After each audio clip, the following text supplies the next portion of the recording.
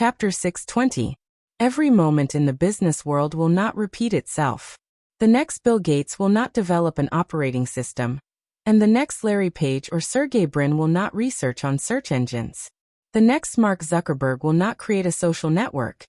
You have a better starting point, you have better resources, and you are much richer and stronger than they were when they started. Why must you make a cell phone? When Jiang Shangxin heard Lu Chaoge say that Chaoyan Technology wanted to make its own cell phone brand, she looked at her in disbelief and said, "The competition in the cell phone market is intense now, and more than 90% of the market is occupied by cell phone giants like Apple, Samsung, and Xiaomi. How much effort will you have to put in as a newcomer? How much attention can you attract? There are countless people who want to overthrow the hegemons, but almost all of them have been wiped out. You could have done something that changed the world." From 0 to 1, Lu Chaoge said. This is the business logic of Peter Thiel, the founder of PayPal and the first external investor of Facebook. He is the greatest investor, and he believes that innovation is not from 1 to n, but from 0 to 1. Are you his believer? Yes, this is a great person, and he always wants to do something that will change the world. He believes that the greatest mediocrity is imitation. Jiang Shangxin did not hide her admiration and respect for that venture capital emperor. She said so he did it. He became a god in the hearts of countless entrepreneurs. You should be such a person, and not repeat the same things as those mediocre people. You have the Chaoyan Empire and you have a technological killer like the Rubik's Cube. How much technology can a cell phone have? No matter how great those cell phone manufacturers are, they are only at the level of technology that those small factories in Shun City can achieve. Even the standby time is longer than those branded phones. I think it is a waste of resources for you to make a cell phone. Lu Xiaoge held onto the fragrant tea in his hands and looked at Jiang Shangxin with a smile on his face. He said, Grim Gale once said that from the perspective of practical economics, an enterprise must first survive before it can think about innovation. But your business is already doing very well, and you don't lack money at all. No, it is not strong enough. Lu Chaoge's voice was gentle, but there was a burning ambition in her eyes. I said that I want to make a strong business empire, and I want it to be the strongest backing. Everyone in the world needs a cell phone, and I will not let go of this market. I know that Apple and Samsung are very strong, and I know that they have occupied more than 90% of the market. But no matter what, I am willing to fight for it. Jiang Shangxin stared at Lu Xiaoge with a burning gaze and asked, Everything that you have done is for Fang Yan, right? Lu Xiaoge took a sip of tea and said with a smile, Lu Xiaoge said, Fang God. For others, for myself. This is what I want to do, what I am willing to do. We have to chase after something in life. Making Chaoyan the most powerful business empire is my life's pursuit. Jiang Shangxin nodded her head seriously and said, Yes, it feels so good to work hard for your dreams. Have you made up your mind? What? Lu Xiaoge looked at Jiang Shangxin in confusion. If you have made up your mind, bring me along, Jiang Shangxin said. I don't want to miss the birth of a great cell phone, no matter if I invest in Longtu Group or in my own name. Lu Xiaoge extended his hand to Jiang Shangxin and said, Welcome. Jiang Shangxin shook Lu Chaoge's hand and said, So, have you thought of a name for the cell phone that is going to turn the world upside down? Lu Xiaoge shook her head and said, I haven't decided yet. I have a suggestion. Jiang Shangxin said. Fang Yan happened to come downstairs and saw Lu Xiaoge and Jiang Shangxin shaking hands and chatting happily. He smiled and said, Did I see something that I shouldn't have? Jiang Shangxin then let go of Lu Xiaoge's hand and asked Fang Yan, What kind of content do you want to see? Tell us, we might be able to satisfy you. Lu Xiaoge blushed. She didn't want to explain anything and just lowered her head to drink her tea. The moment Fang Yan imagined the scene of Shangxin and Lu Xiaoge tearing each other apart and rolling around, he felt as if his nose was going to bleed profusely. He switched the channel hurriedly and sat down opposite Shangxin. Why are you here? Jiang Shangxin was very dissatisfied with Fang Yan's question. She looked at Lu Xiaoge and said, Sister Lu, Fang Yan doesn't welcome me. Lu Xiaoge rolled her eyes at Fang Yan and scolded him for talking nonsense. She comforted Jiang Shangxin and said, Treat this place as your home. Come and talk to me when you have time. Sister Lu is so hospitable, much better than some people, Jiang Shangxin said with a smile. Fang Yan was secretly surprised. Based on his understanding of these two women, this was the first time that they were sitting so close to each other and chatting. In such a short time, they were already addressing each other as sisters? They didn't like each other in the past. You couldn't wait to fall out with me and I couldn't wait to scratch one of your eyes, okay? Women's feelings were really inexplicable and frivolous. Lu Chaoge placed the teacup on the coffee table and said to Fang Yan, Shangxin and I have already discussed it. We will each make 2 of our specialties and we need someone to make a soup. Fang Yan nodded and said, I will call Fang Yingying in. His tomato and egg soup is very good. Sister Lu said that the fish soup you make is the best. Jiang Shangxin squinted her eyes at Fang Yan and said, Mr. Fang, we are so busy doing this and that because of you. It shouldn't be a problem for you to make a bowl of soup to reward us, right? Both of you have already discussed it. Do I still have a chance to reject? Fang Yan said with a bitter smile. Jiang Shangxin made 2 dishes, crispy pork ribs and fried bean skin with oil. Lu Chaoge made her specialties, steamed fish with black bean sauce and tofu with spring onions. Fang Yan made a fish soup. During the meal, Fang Yingying would come in from time to time to take a look. He would praise Lu Chaoge for being more beautiful than 2 hours ago and Jiang Shangxin for having such an outstanding temperament.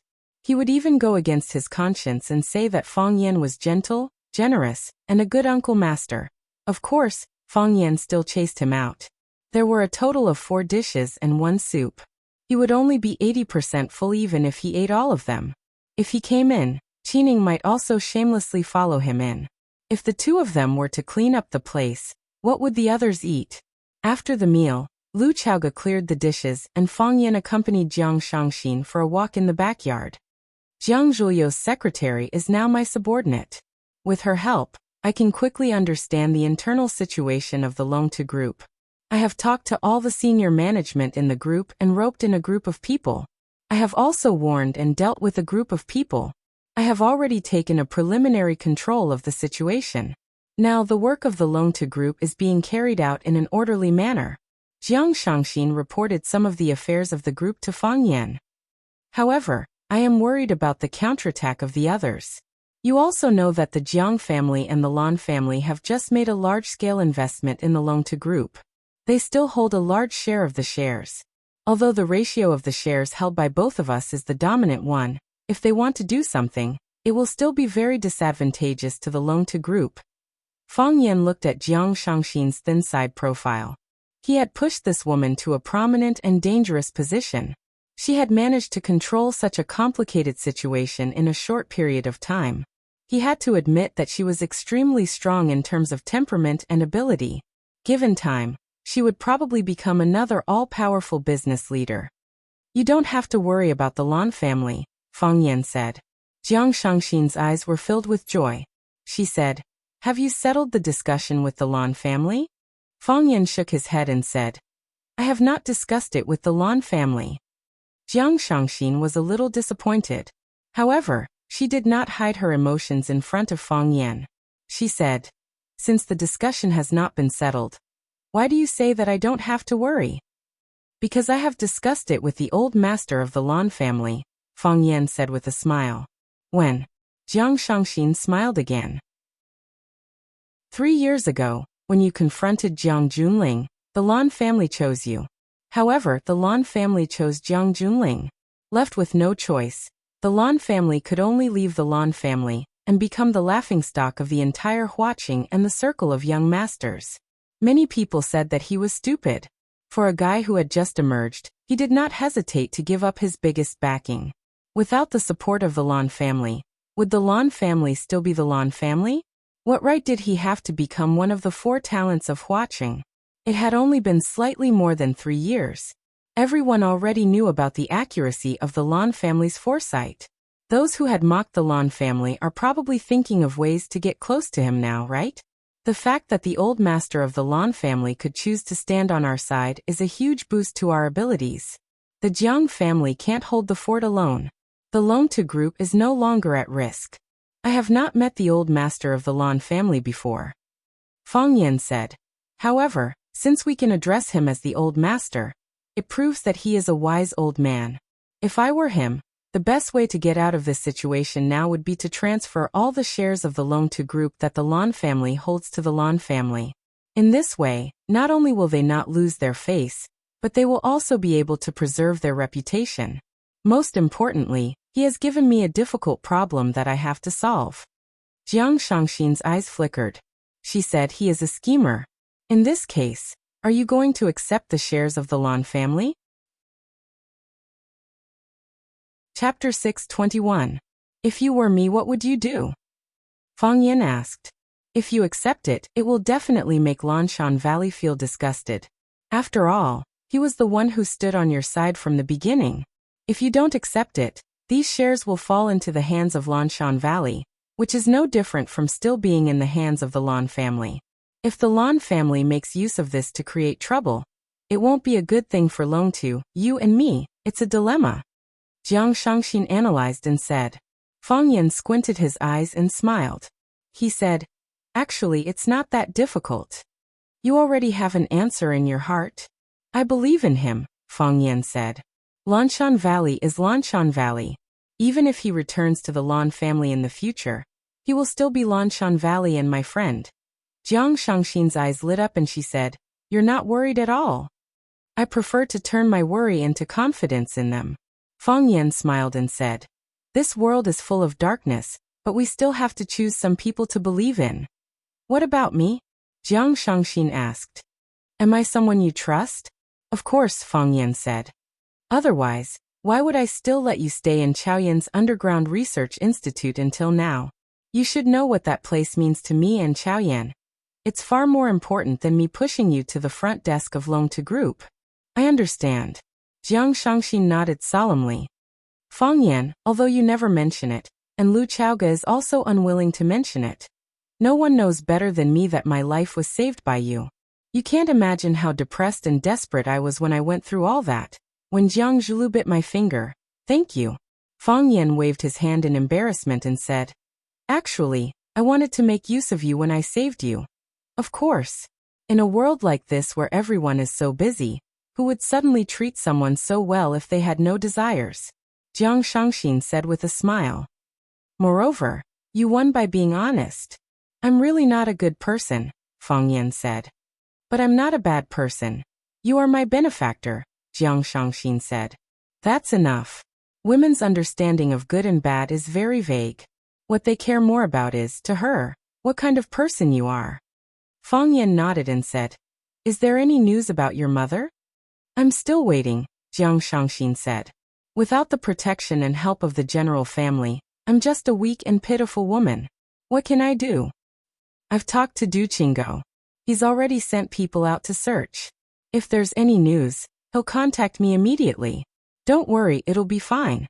Jiang Shangxin looked at Fang Yan with a face full of gratitude and said, Fang Yan, thank you. She is my only family. Don't worry, we'll save her, Fang Yan said with a serious expression. Jiang Shangxin looked at Fang Yan's clear and sincere eyes at this moment and said, I've always wanted to repay you, but I don't know how to do it. Maybe you don't need anything now, but when you need something, you must think of me first. Fang Yan smiled, turned around and shouted, Fang Yingying, come out. Fang Yingying walked out from behind the dense bushes and said awkwardly, Junior Marshal Uncle, I didn't mean to eavesdrop on your conversation. You heard it by accident, right?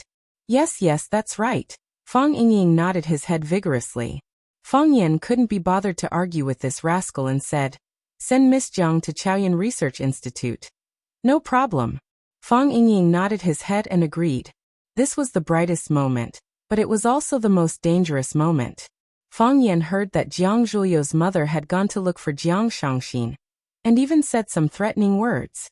He didn't want anything to happen to Jiang Shangxin, as it would ruin his overall plan. No one was more suitable than Jiang Shangxin to help him control the Long-Tu group. Even Lu Chaoga wasn't as legitimate as her. Fang Yan, the fish soup you make is very delicious, Jiang Shangxin said. I'll come and try your cooking when I have time. Just once or twice a year, Fang Yan said. I don't usually cook. Sister Lu said that you cook often.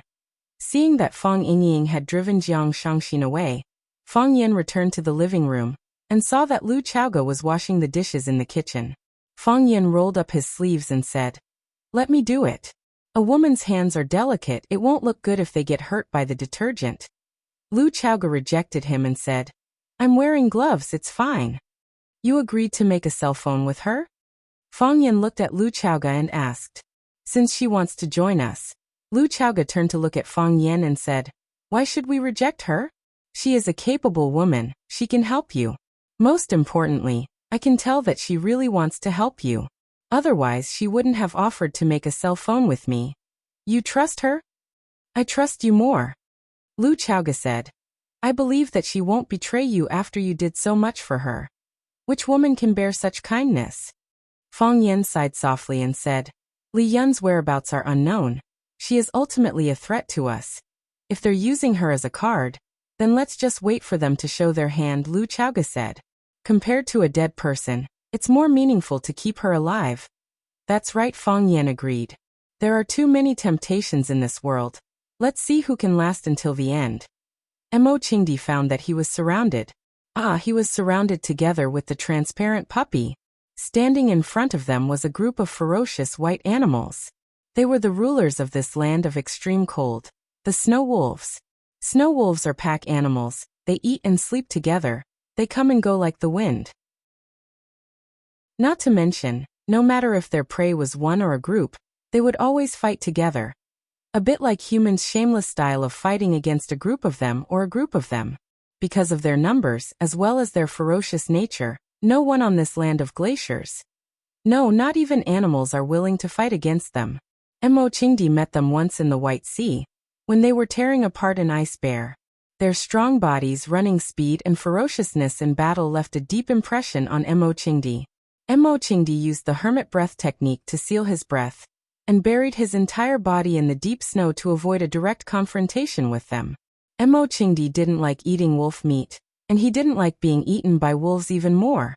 However, he didn't expect that after hiding in this cave, he would still be found by this group of glacier gangsters. Their target is, the transparent puppy? I can't let them eat the ice dragon, Mo Qingdi thought. Even he couldn't bear to eat it. How could he let a group of wolves eat it? With that thought in mind, Mo Qingdi took 2 steps forward. He used his huge body to block in front of the transparent puppy, and looked straight into the wolf lord's crimson eyes. Mo Qingdi's fists were clenched tightly as he pondered over the method and direction of his attack. In the middle of the pack of wolves stood an extremely tall and big snow wolf. Its white fur was longer and its eyes were redder, as if its pupils were filled with blood. Mo Qingdi thought, "I'll start with it in a moment." He understood the habits of these animals. They bullied the weak and feared the strong. If he killed the wolf lord first, they would probably scatter in disarray. Mo Qingdi missed his spear a little. If only he could drag it along when he ran for his life during the earthquake. With a spear in hand, the world is mine. Now that he didn't have a spear, his prestige as a man was also weakened. Just as Mo Qingdi was thinking about this, the wolf lord's eyes were also fixed on Mo Qingdi. After glancing at Mo Qingdi, it actually moved its eyes away. Mo Qingdi was no match for it. The transparent puppy was very dissatisfied with Mo Qingdi's reaction. Its little feet stepped on the solid ice, and it trotted in front of Mo Qingdi. Mo Qingdi was afraid that the transparent puppy would have some mishap. If it was eaten by these wolves, then he wouldn't have to hesitate about whether or not to eat the transparent puppy. At that time, he wouldn't even have the chance to hesitate. Mo Qingdi had to protect the transparent puppy from harm. So, Mo Qingdi once again stood in front of the transparent puppy. This time, the transparent puppy was angry. It bared its teeth, and used its head to gently nudge Mo Qingdi's buttocks.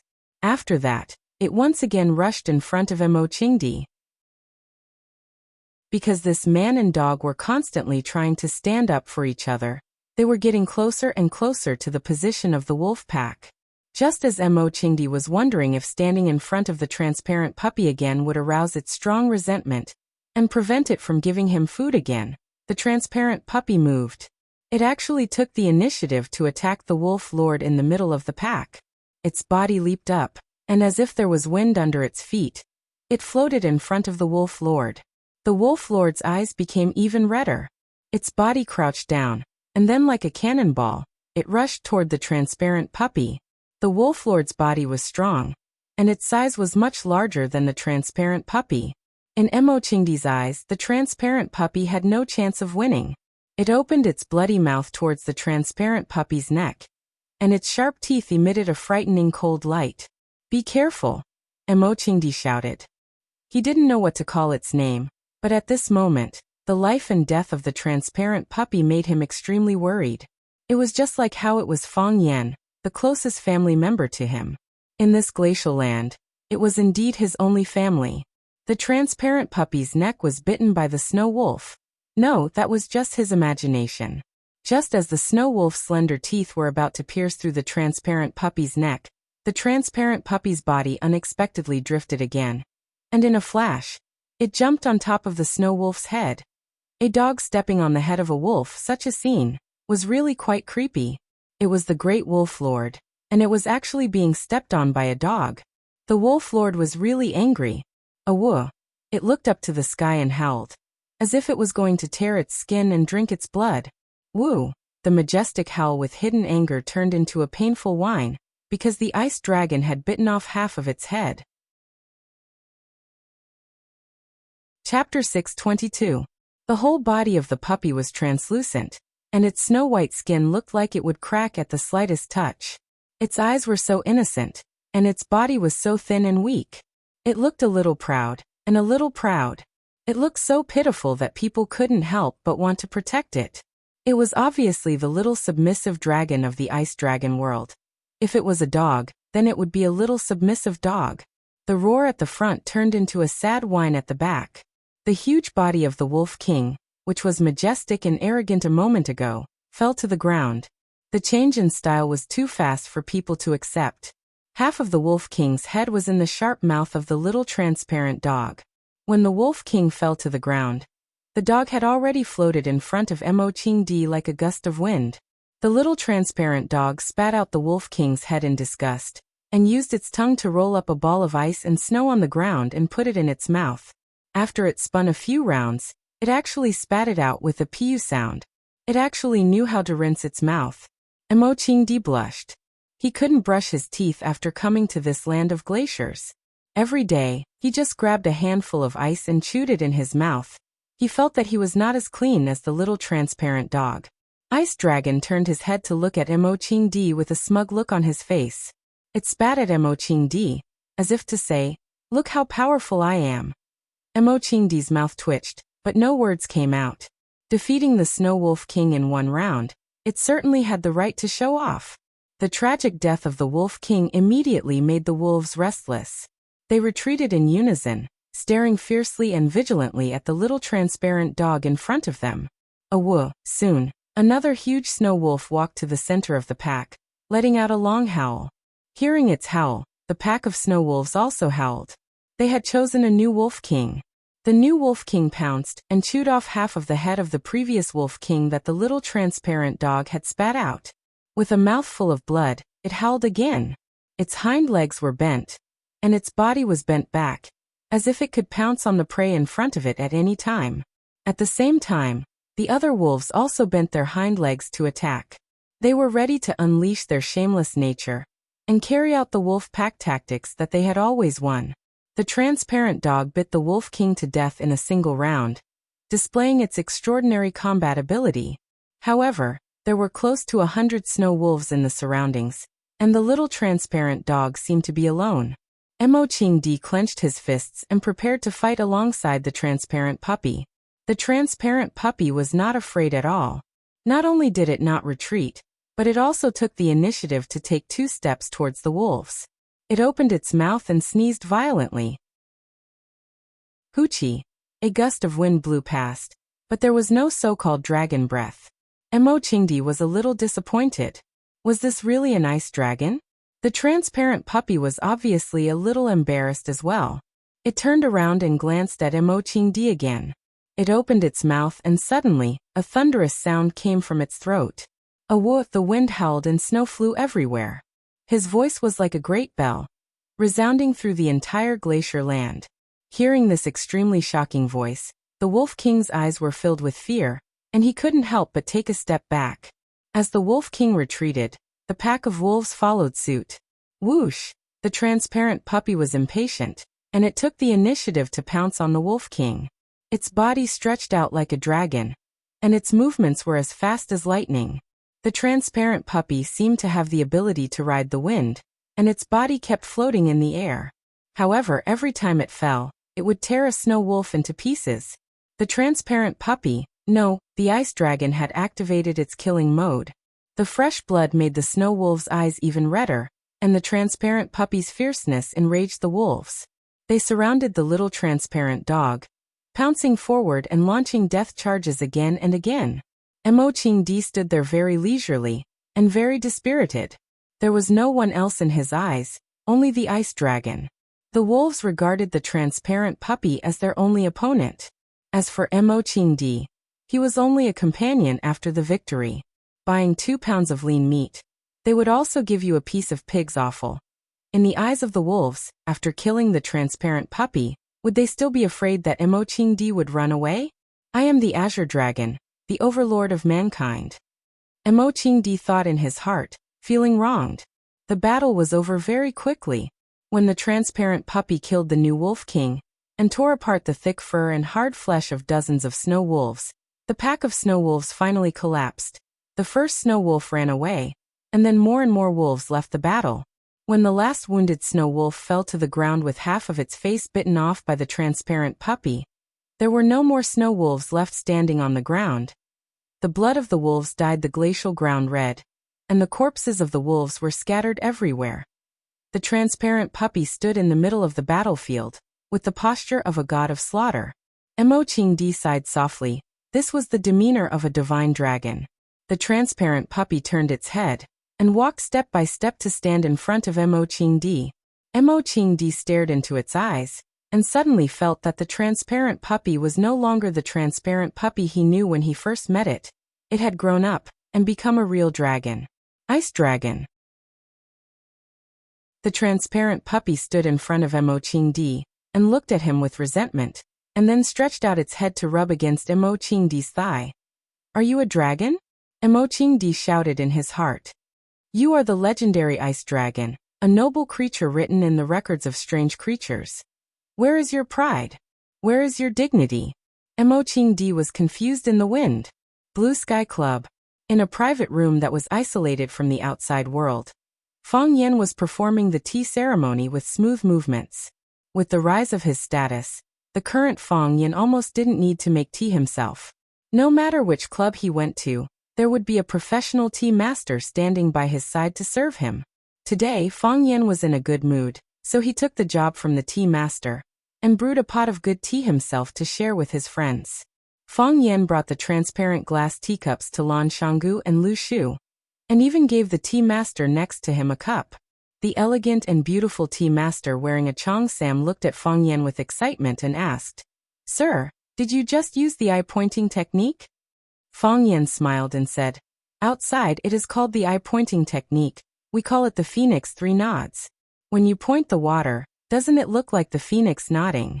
Of course, it also looks like a chicken pecking rice, so some people call it the chicken eating rice. 3 points of water, and each one is very particular. The angle, the temperature, and the bearing are all indispensable. I heard that this eye-pointing technique is very difficult to master. I didn't expect to see it today. The tea master held the cup and greedily sniffed the tea, then said, Let me offer you a cup. Then, she drank the tea in one gulp. Fang Yan smiled and took a sip of the tea, then said, No rush, be careful, it's hot. Lan Shanggu laughed and said, They say that this is a society that values appearance, but I don't think so. If you are talented, you can still win the affection of beautiful women, right? Hope, don't you think that young Master Fang is very powerful? He's not married yet. Do you want me to help you two get together? The tea master blushed and said coquettishly, Young master, don't laugh at me. Hope's beauty is ordinary.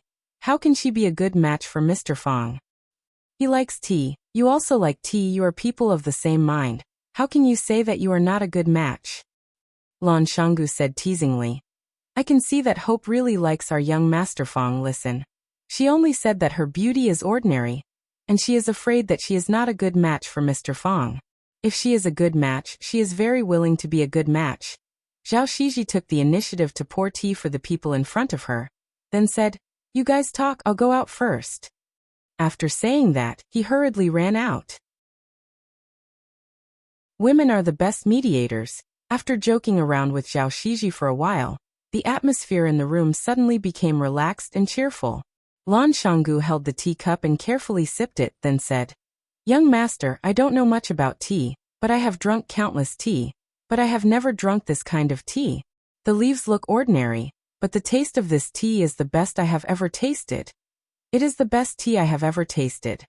Fong Yan smiled and said, "This is ambergris. It is not famous in the outside world, but it is a first-class tea.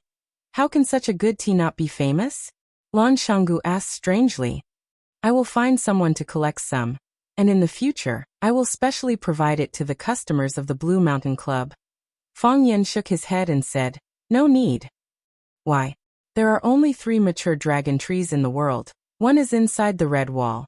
The other 2 are in the Taoist temple. Don't even think about the one inside the red wall. There are countless eyes watching it. Not enough. As for the 2 in the Taoist temple, don't even think about it. If anyone dares to touch their dragon tree, those old Taoist priests will fight them to the death. Maybe before you even touch the dragon tree, you will be thrown into the deep valley. It really is the best in the world." Lan Shanggu sighed and said, "Unfortunately, I don't have the luck to see it. I have never seen a dragon tree before.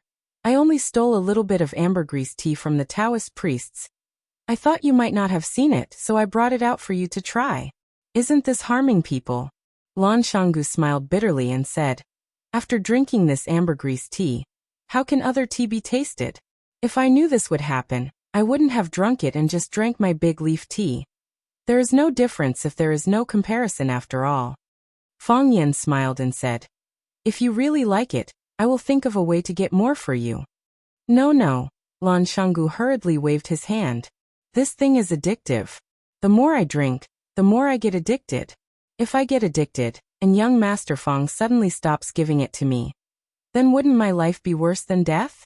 That's why I don't want something that I can't handle. Young Master Fong, don't you think this makes sense?" Chapter 623. Lan Shanggu wasn't talking about the tea, he was talking about the person. Or rather, he was talking about the shares of Longtu Group that old Master Lan gave him. Just like the dragon birth tea, it was a good thing, but not everyone had the fortune to enjoy it. Old Master Lan knew that Fong Yan was very powerful in Huaqing now. If Fong Yan was determined to kick them out, it would be almost impossible for the Lan family to keep their shares of Longtu Group. So old Master Lan did him a favor and directly transferred the shares to Lan Shanggu. "Didn't you call Fong Yan your brother? Then let's see if you can keep this share." After Lan Shanggu received this share, it was like he had received a hot potato. He couldn't throw it on the ground because it would break into pieces. But he couldn't just open his mouth and swallow it. That would burn his mouth and even hurt his lungs. The most important thing in this matter was Fong Yan's attitude. But he couldn't directly ask Fong Yan's attitude. If that was the case, wouldn't he be treating Fong Yan as a narrow-minded person? Using tea to judge people, using tea to explain things. It was a good move that was logical and logical.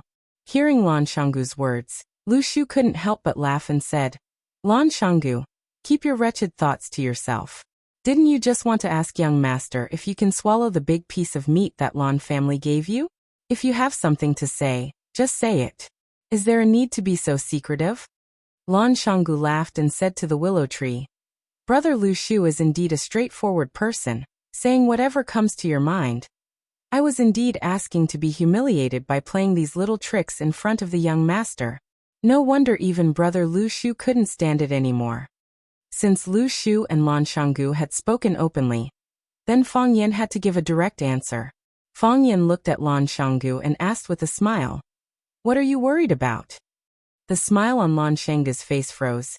"I'm sorry, young master, I made things complicated.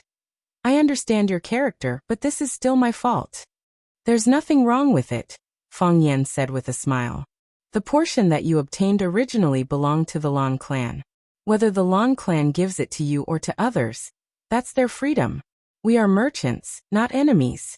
Since they've given it to you, we're Longtu Group's business partners. It's the same as our cooperation on Chaoyan technology. What's there to be sorry about? Young master, I am worried that you will misunderstand my relationship with the Long clan. Lan Shanggu said honestly. After all, this was a bomb. It was better to take the initiative to explain it to Fang Yan. How can blood ties be severed so easily? Do you think that you and the Long clan are no longer related to each other in my eyes now that you and the Long clan have separated? Fang Yan narrowed his eyes as he sized up Lan Gulu. On the contrary, you will make me wary and vigilant. If you treat your own parents and family like this, how good can you be to others? Young master, the Long clan is your home in Lan Gulu. It's natural for you to have connections and cooperate with them. I won't be so heartless to the point where you have to make a choice between me and your family. Do those women who do such things have a good ending? You don't have to do something like not going home for 3 years anymore. That doesn't prove your loyalty. It only proves that you're cold-blooded and heartless. I know what you're worried about. Your worries are unnecessary. Since the Long clan's old man has transferred that portion of the shares to your name, then you should accept it properly. I'm happy to see you accept it, and I also want to congratulate you. Young master, I was wrong. Lan Shanggu apologized sincerely. I've underestimated you. You're more forgiving than I thought. It's not my money, why should I be forgiving? Fang Yan said with a smile. Lu Shu's eyes sparkled. He looked at Lan Shanggu and said, Congratulations, you've inexplicably gained such a large sum of money. Lan Shanggu glanced at Fang Yan and said to Lu Shu, Brother Lu, are you interested in playing with young master in the energy industry? Lu Shu instantly understood what Lan Shanggu meant. He smiled and said, Of course I'm interested. Unfortunately, I don't have the chance to enter. Lan Shanggu smiled and said, I got those shares for free anyway. Why don't we split them in half? Lan Shanggu received Fang Yan's forgiveness and immediately helped him win people's hearts.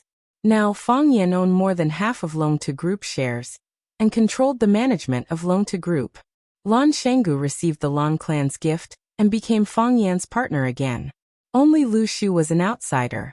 Longtu Group had nothing to do with Lu Shu. Lan Shanggu gave half of his shares to Lu Shu to thank Fang Yan, and also to help Fang Yan rope in Lu Shu and the Lu clan behind Lu Shu.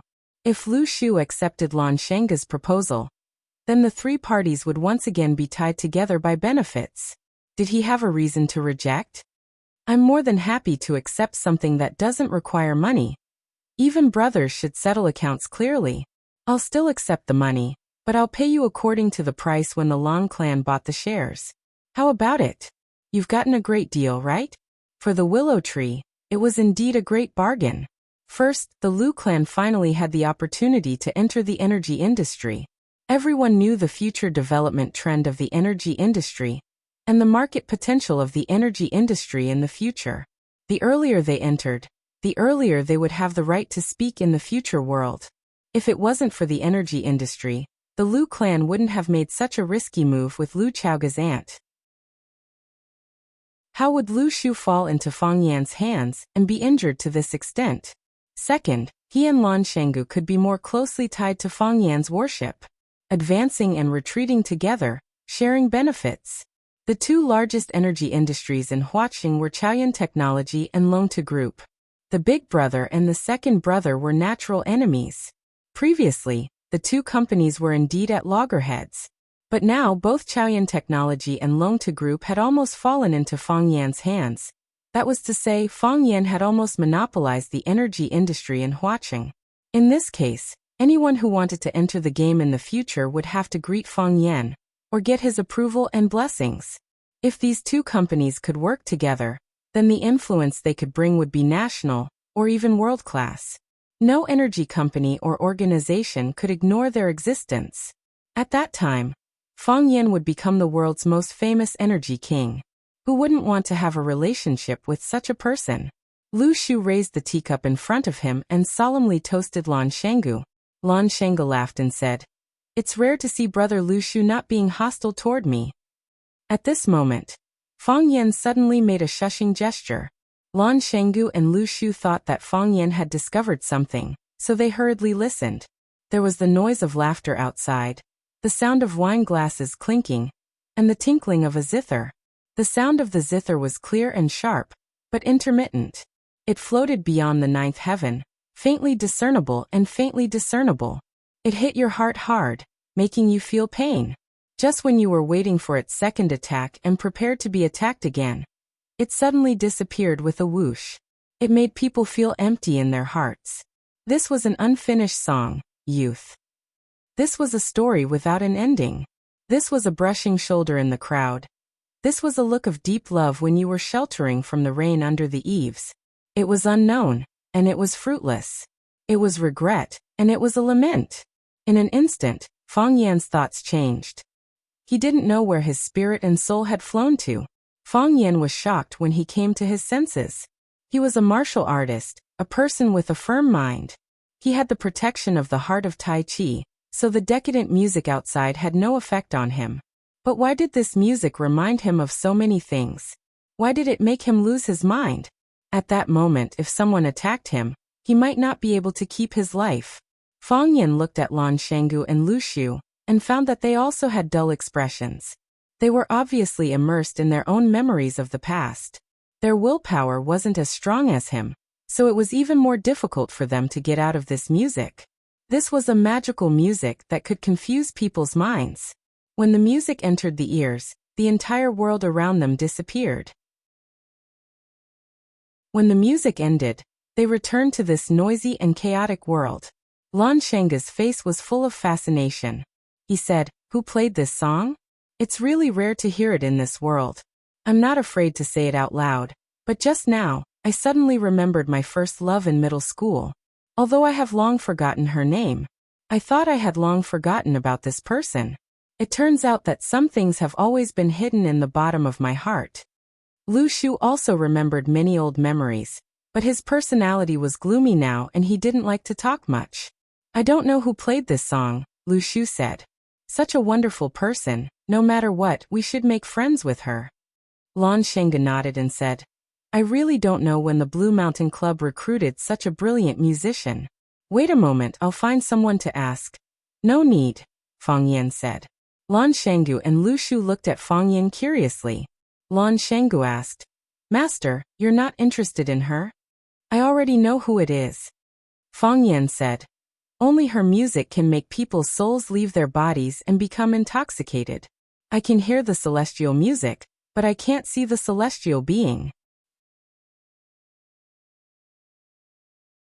Chapter 624. Young Master Fang already knows who the immortal is before meeting her? Lan Shenggu said with a smile. "Since she's an old friend, then all the more reason to invite her over. Are you afraid that Lu Shu and I will steal your limelight?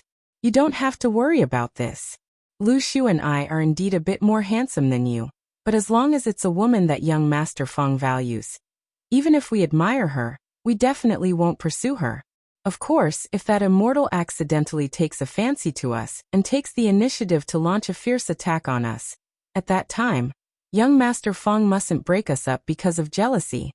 Fang Yan knew that Lan Shenggu was joking with him, using such a casual way to get closer to him. This was a man with a high EQ. With him joking around, it made people feel much more relaxed. If he were to sit there with the willow tree with a gloomy face, speak sarcastically, and look at people with a hidden ominous glint, perhaps Fang Yan wouldn't even be able to hold on for a minute. He would have long made up an excuse like his puppy was about to give birth to a second child and run away. Fang Yan shook his head, looked at Lan Shenggu and said, "We're not old friends. I know who she is, but she doesn't know who I am. Plus, we've never met before. You can say that we're complete strangers." Lan Shenggu looked confused and asked, "I'm getting more and more curious. What kind of person could make young Master Fang fall in love with her so much? I know that the women around young Master Fang are all beauties. Ordinary people can't enter your eyes. Someone who plays classical music? If there really is such a person, then it can only be that legendary figure. There's only one person in the whole of Wuxia. I'm afraid I won't have the luck to meet her in this lifetime." "That person," Fang Yan said with a smile. Lan Shenggu's eyes widened and said, One of the 7 addicts of Wuxia, Wuxia? That's right. Fang Yan nodded with a smile. When I was in Beijing, I was fortunate enough to hear one of her performances. I only heard the music but didn't see her. However, it was enough to be unforgettable.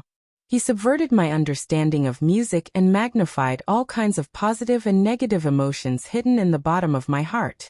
It made it difficult for people to extricate themselves from the past. Some were sad, some sighed, and even more wept. My voice lingers for 3 years. When I first heard the sound of the zither, I didn't have such a strong feeling. But towards the end, I once again fell into an uncontrollable mood. I think that a musician of this level is not something that can be found easily. Only she had such an ability. Who else could it be if not her? Yes. I've also heard of an interesting story about music fanatic. Lan Shengge said seriously. It said that when someone listened to Music Fanatic's live performance, they were so excited that they ran around naked. This kind of baseless thing. Fang Yan's cheeks were slightly red, and she had the urge to strangle those people who were gossiping around. It's usually a marketing event for the company behind the scenes. Entertainment companies often use this kind of method to promote their artists. I didn't expect that a fairy like Music Fanatic would also use it. It seems a bit vulgar, and doesn't match the identity of Music Fanatic Wuxia's 7 fanatics. Who doesn't know how to market? Lan Shengge said with a smile. Fang Yan carefully examined Lan Shengge's expression, wanting to see if he knew what happened at the Maple Leaf Club that night. To his disappointment, he got an affirmative answer from Lan Shengge's face. He knew everything that had happened that night. He even knew that the streaker was sitting in this private room. He was deliberately teasing him with this matter. That was the resonance between the heart of Tai Chi and the music, causing the internal energy in the body to run wildly, and the clothes on the body burst.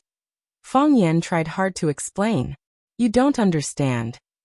Yes, I don't understand. Lan Shengge said. Many people present didn't understand either. That's why when I heard about that incident, people said that someone was so excited after hearing the Music Fanatic's performance that he took off his clothes and ran naked. I couldn't correct them. After all, I wasn't there to witness that exciting scene. Fang Yan wanted to take back Lan Shengge's shares from Loan to Group. What was the point of letting him earn so much money? He was going to strangle him to death soon anyway. I didn't expect the mysterious music fanatic to appear in Huaqing, and to come to my Blue Mountain Club. Lan Shengge seemed to have guessed what Fang Yan was thinking, and quickly changed the topic. Since young Master Fang hasn't seen the music fanatic, as the owner of the club, why don't I go and greet her, and invite her to our private room? No need. Fang Yan rejected.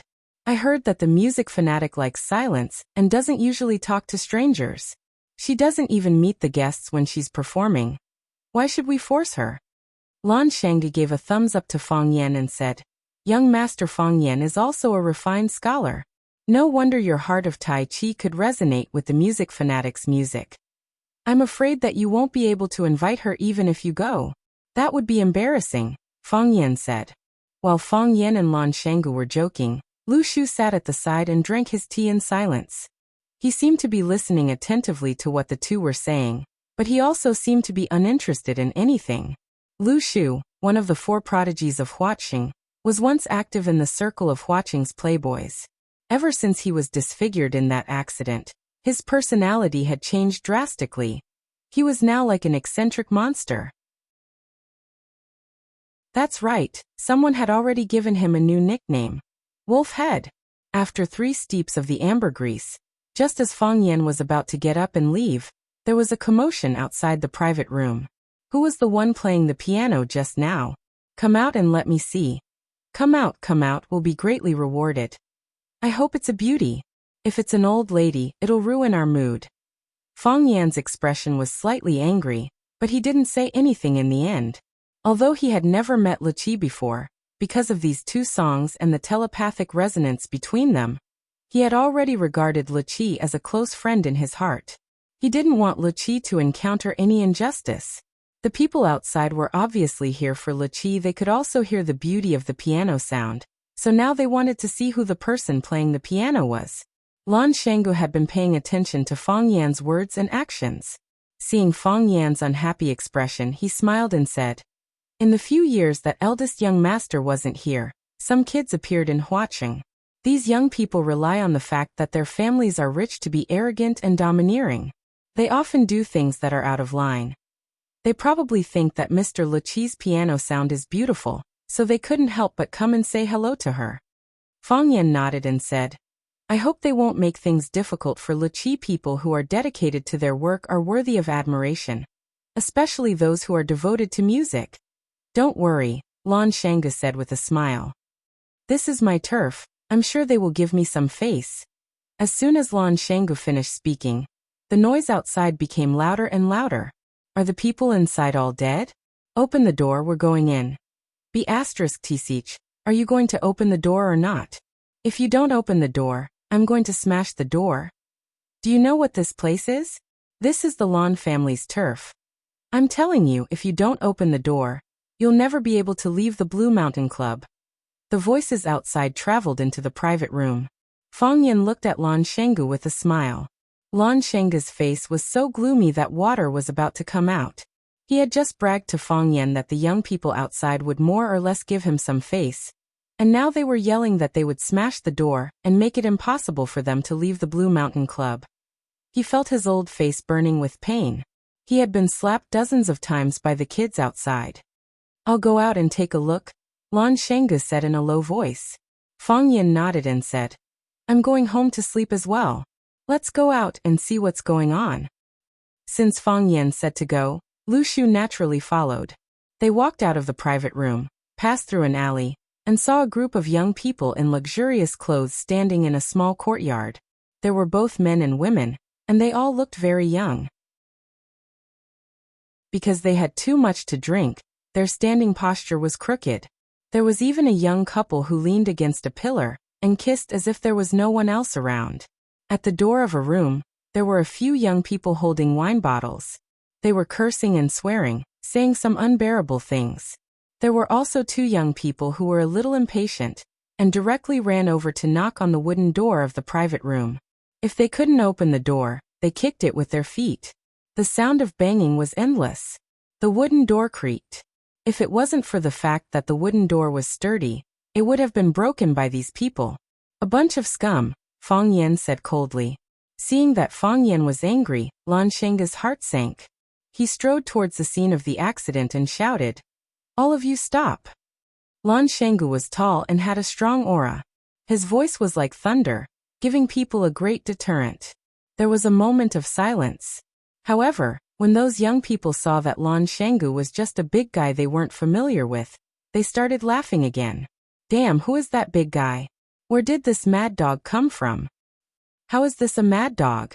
It's clearly a big black bear. Ha ha ha, I know him. He's the idiot who proposed to split from the Lan family. Lan Tingyue. Your idiot big brother is here." Lan Tingyue stood at the door, staring fiercely at Lan Shanga who was walking towards him. Chapter 625. The old hatred had yet to be resolved, and now there was a new one. Lan Tingyue hated Lan Mountain Valley. This hatred stemmed from the excellence of Lan Mountain Valley in the past, and the jealousy in his bones. However, he didn't expect that 3 years ago, he would make a mistake and cause his own death. If he hadn't left the Lan clan, which young master in Flower City would dare to look down on him? Just because of a few words in front of the house, Lan Tingyue's newly bought Lamborghini was hit by a Hummer and turned into scrap metal. They didn't even need to drag it to a 4S shop to be repaired, because the repair money was enough to buy a new, better car. If there was a chance, Lan Tingyue wished he could put a gunny sack on Lan Guda's head, beat him up, and throw him into the Pearl River. However, he knew that the possibility of this happening was too low, because the Lan Mountain Valley was too ferocious. If he really fought with Lan Shanga, it was more likely that Lan Shanga would put a gunny sack on his head and beat him up before throwing him into the Pearl River. Although Lan Tingyue didn't like Lan Gulu, he liked the Blue Mountain Club established by Lan Gulu. It gave him a sense of security. He could proudly tell others that this was the Lan family's territory. Of course, the staff of the Blue Mountain Club did treat him like a master. Today, when Lan Tingyue was drinking with his friends in the outfield, he suddenly heard a very strange sound of the zither. They didn't know what was going on. After hearing the sound of the zither, all the friends present felt uncomfortable. However, even when they were in a bad mood, they still hoped that the music would not stop. While they were hurt and looking forward to it, the sound of the zither slowly disappeared. Their hearts were filled with regret. How could these young people understand the beauty of regret? Lan Tingyue immediately summoned a club member who was familiar with him and asked him where the sound of the piano came from. The club member would not hide anything from the cousin of the big boss. Therefore, Lan Tingyue took this group of second-generation masters of Zihua City to find the person who played the zither. He called the door but it didn't open. Just when he was about to show his hooligan style, Lan Shanggu appeared like a ghost again. Murphy's Law said that whatever you were afraid of would happen. Lan Tingyue felt that it was necessary for him to have a good talk with the guy named Murphy. Lan Shanggu walked in front of Lan Tingyue and stood still, staring into his eyes coldly. Lan Tingyue was a little guilty, but he was more angry. He felt that Lan Shanggu was humiliating him. He was using his aura to oppress him. Lan Shanggu did not speak, neither did Lan Tingyue. Lan Tingyue stubbornly looked at Lan Shanggu. He wanted to use practical actions to prove to Lan Shanggu and the surrounding companions. I, Lan Tingyue, am also a man of iron blood. Let's go back, Lan Shanggu said. Lan Tingyue straightened his neck and said, Why? Because I want you to go back, said Lan Shanggu. I'm not going back. Lan Tingyue sneered. Who do you think you are? What right do you have to control me? My dad doesn't even care about me. Who do you think you are? You have already left the Lan clan. You are nothing after leaving the Lan clan. What are you looking at? Do you have the ability to hit me? Pa. Lan Shanggu slapped him. This slap was extremely sudden, fast and ruthless. Lan Tingyue couldn't react in time, and the right side of his face was hit. His feet kept retreating, and if it weren't for someone behind him, he would have fallen to the ground. Lan Tingyue covered his face and wanted to curse back, but Lan Shanggu had already rushed over and kicked him. Clang! Lan Shanggu's stomach was kicked. His body couldn't support it anymore, and he rolled to the ground with a companion who was behind him. Their bodies collided. Lan Tingyue's head hit the hard stone steps. His forehead broke a piece of flesh, and blood seeped out. The companion behind him was even worse off. Half of his waist was hit by the stone steps, and he felt like his body was going to break in half. Lan Tingyue only felt dizzy, and his eyes stared at Lan Shanggu timidly, afraid that he would go crazy and charge at him again. You dare to hurt people for no reason? A middle-aged man with amber tortoiseshell glasses on his nose stared at Lan Shanggu with unfriendly eyes. Tortoiseshell was highly toxic and couldn't be eaten, but it could be used as medicine. Its effect of clearing heat and detoxifying was comparable to that of rhinoceros horn. It was an expensive traditional Chinese medicine that had the miraculous effect of clearing heat, detoxifying poison, calming convulsions, and lowering blood pressure. Tortoiseshell glasses could relieve eye fatigue and keep one's brain cool and clear at all times. Of course, these glasses were also extremely expensive and hard to find. The middle-aged man pointed at Lan Tingyue and said, This is my brother. No one has ever dared to hurt my brother. Lan Shanggu squinted his eyes and sized up the middle-aged man, and said, You don't look familiar, are you from outside? Magic City's Chunjinghua. Chunjinghua? Lan Shanggu thought about it seriously. He actually knew such a person. He said, Tiandu Real Estate's Chun family? Who is Chun Shuer to you? That's right. Chun Shuer is my father. So you're the son of Magic City's real estate tycoon. No wonder you dare to come to our Huaqing to stand up for others. Lan Shanggu laughed and said, I did hit him. What can you do to me? Lan Shanggu, I know you. You used to be one of Huaqing's 4 prodigies, and you swaggered around for a while. Later on, Huaqing's 4 prodigies became Huaqing's 4 unlucky. That Lu Shu was disfigured, and he wore a wolf mask all day like a beast. He was neither human nor ghost, and lived worse than a dog. And that Jiang Zhulu was an idiot. Not only was his reputation ruined by the police, but he was also accused of poisoning his own father. And you're Lan Shanggu, you've become the laughingstock of the entire circle. You didn't hold on to such a big tree like the Lan family, and actually made such a stupid decision to split from the family. What happened in the end? From then on, he disappeared from the upper-class circle of Huaqing. The spokesperson of the Lan family also became Lan Shonhua, except for the elusive Mei Yi. The once dazzling four prodigies of Huaqing were either disfigured, imprisoned, or in decline. Lan Shenggu, if I were you, I'd have killed myself long ago. How could you still have the face to appear in front of others? That's right, I've never seen such an idiot. Lan Shenggu, who's your new master? When are you going to let him come out for everyone to see? Lan Shenggu, I heard that you're crying to go back now? I'm afraid the Lan family won't want you anymore, right? So he's that big idiot. My brother often talks about him. He's such an idiot. It had to be said that Chen Jinghua, who came from Charm City, was very familiar with the history of Huaqing's four prodigies. After his analysis, the onlookers all expressed that the four prodigies of Huaqing didn't have a happy ending. Especially Fang Yan, who was standing not far away. His face was even redder, as if he was drunk. Whether it was the disfigured Lu Shu or the imprisoned Jiang Zhulu, they were all closely related to him. Moreover, Lu Shu was sitting right next to him. Now that his disfigurement was exposed, how were they going to be close friends in the future? No, it should be said that he was the culprit of the tragedy. Although in teacher Fang Huahua's heart, he only did what every good person would do, punish the bad people on behalf of the moon. Even Lan Shenggu, who hadn't appeared in public for 3 years, couldn't get away from him.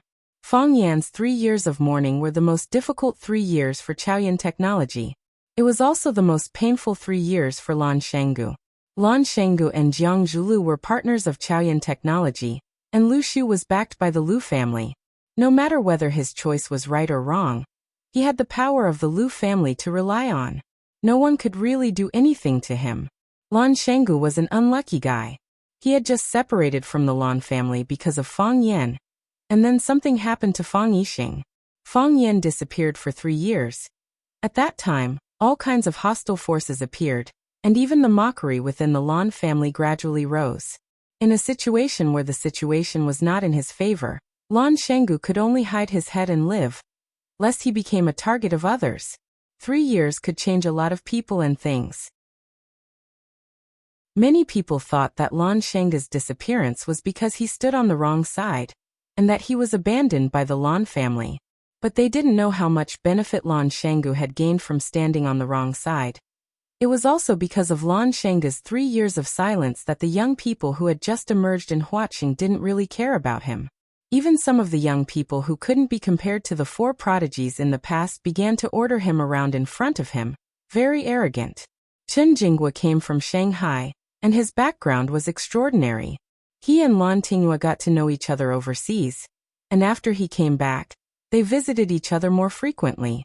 Lan Tinghua was embarrassed to say that he was hit by Lan Shenggu's car in order to save face, but he was beaten up by his cousin in front of so many friends. This was really embarrassing.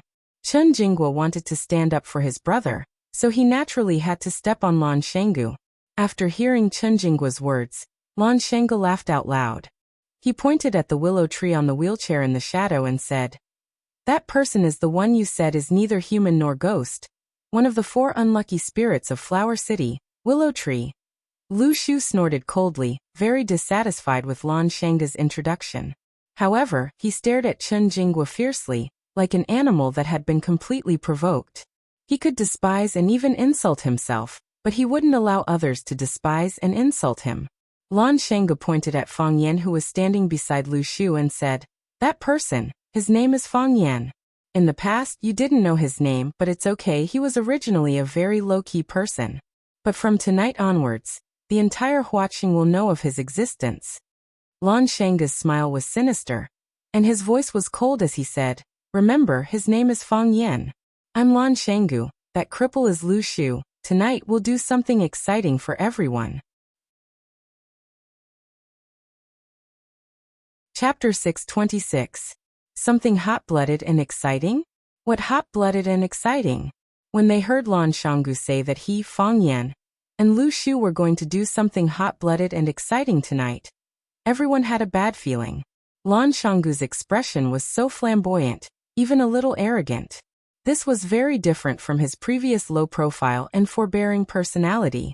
His tone was so calm and natural, with a sense of pride and confidence that he was in control of the whole situation.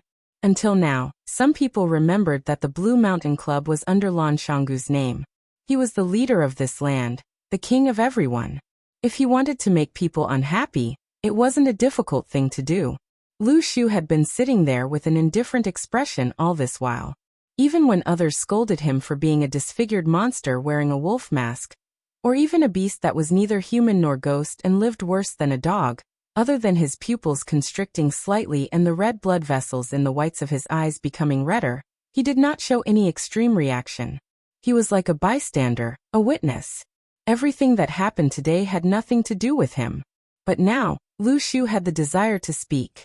Lan Shanggu. His voice still carried a strong sense of mockery, as if he didn't like anyone or anything. He's not willing to be lonely. He wants to prove to Flower City that he's back, that he's the final victor. This person's personality has always been so radical. Fang Yan's sharp eyes looked at Lan Shanggu, who was standing in the middle of the crowd, but the smile on his face was somewhat calm. He didn't seem to care about what Lan Shanggu was about to do, and he didn't care about the results. Originally, I thought that we could wait a little longer, at least until the Longtu group becomes a whole in our hands, until we put all the meat on our plates, until we eat the roasted duck into our stomachs. Fang Yan replied softly. But since Lan Shanggu feels that today is the best time, and this is the best place, then let him stand up and make a declaration. Let him tell everyone in Flower City that we're back. It was also to let those enemies, detractors, belittling people, and neutral onlookers understand this matter. We are the final victors, and we will soon rule over Flower City. Lu Shu looked at the sight of Fang Yan's face in astonishment. This was a gentle man, a refined man, a man who would not say such arrogant words as "I am the only one in the world," even when he was using violence.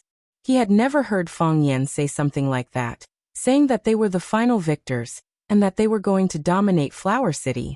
Needless to say, this kind of feeling was really quite exciting. Do you think it's strange? Fang Yan asked with a smile. There were a few accidents. The willow tree said. This has always been your goal, it was an in on your way. You have been working hard towards this goal, but you have never said that you didn't want to become the ruler of this city. Fang Yan grinned and said, I've never thought about becoming the ruler of this Flower City. What I've obtained today isn't the goal I've been working so hard for. I'm not afraid of you laughing at me for saying this. When I returned to Swallow Dock 3 years ago, I even wanted to go back to Flower City after the new year and quit my job as a teacher at Rosefinch Secondary. I wanted to go back and be with a very barbaric, but also very beautiful girl. In the morning, I accompanied her to practice martial arts on the Green Mountain 1-foot platform. In the evening, I accompanied her to watch the sunset by Stone River. At night, I took her for a walk in the alleys of the village. I fed the cats and dogs. Whenever I had the chance, I would secretly touch her little hand. She dedicated her life to martial arts, so I wanted to dedicate my life to her and martial arts. I wanted to see what the human limit was, and how far the heart of Taiji could go. I wanted to cure Grandpa's leg. I wanted to avenge the old drunkard. Fang Yan turned to look at the willow tree and said, Look, which one of these things isn't important? Which one of them isn't more important than becoming the ruler of this Flower City? It's too important, 100 times more important than me standing here today. However, God wasn't satisfied. He felt that this game was too monotonous and boring. So he kept adding plot twists and turns. In the end, he turned me into such a... Fang Yan hesitated for a while, then finally used a more appropriate word to describe himself. A yuppie, if given a choice, who would be willing to compete with others in shamelessness and shamelessness. Fang Yan looked at the willow tree and asked, Did you remember everything I said? I did. The willow tree nodded and said, Very good. Fang Yan squinted his eyes and smiled, saying, If you have the chance to see Yiro, you must tell her what I said. The power of words of love spoken in person and words of love from someone else's mouth are very different. The willow tree sighed softly and said, I suddenly regret one thing. What is it? If I heard what you said earlier, if I knew you were such a person. The willow tree reached out to touch the wolf mask on his face and said, Why would I want to be your enemy? Why would I want to be your enemy? Bad person. Yes, I was indeed a bad person at the time. But bad people also need friends. This is fate, Fang Yan said. Then my life is really bitter. The willow tree sighed. Ever since he met Fang Yan, his life went from the lowest point to the highest point, but did he gain more or lose more? This kind of question would swallow his heart every sleepless night. Lan Shanggu clapped his hands, and a group of tall men dressed in black surged into this independent courtyard. They skillfully blocked the 4 arches of the courtyard. Without Lan Shanggu's permission, no one could go out. There was a commotion at the scene. Many people were worried that these men in black would attack them. Someone took out a phone from his pocket, preparing to call the outside world for help. A man in black ran in front of Lan Shanggu and asked in a low voice, "Young master, do you want to put away your phone?"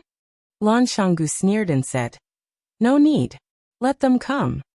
Even Lan Tingyue, whose head was bruised, crawled up from the ground, found his phone and began to call for help. In his eyes, the current Lan Shanggu had become a complete lunatic.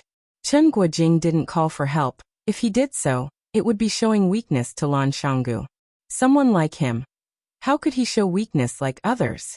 Chen Guojing laughed loudly, looked at Lan Shanggu and said, "Lan Shanggu, why did you seal this place? You don't want us to go out? If you really dare to make us stay, I'm willing to be an unwelcome guest here. This place has good food, good girls, good scenery. I really don't want to leave so quickly." Chen Guojing turned to look at the young masters who were making calls and said, "What? Are you afraid that young Master Lan will starve everyone to death? Don't worry, our young Master Lan is a famous person in Huaqing. He won't do things like murder or arson. If 1 or 2 of us really die, he won't be able to get away with it, right? Why don't you open your eyes and take a look? Where are we standing right now? This is the Blue Mountain Club. This is young Master Lan's place. If he doesn't take responsibility, who will?" After listening to Chen Guojing's words, everyone thought that it made sense. Even if this was Lan Shanggu's place, he could do whatever he wanted. Could he kill or starve his brothers to death? Thinking of this, they were like balloons that had been filled with air, and suddenly became aggressive again. "That's right. Lan Shanggu, what do you want to do to us? Do you want to scold us or kill us with your eyes?"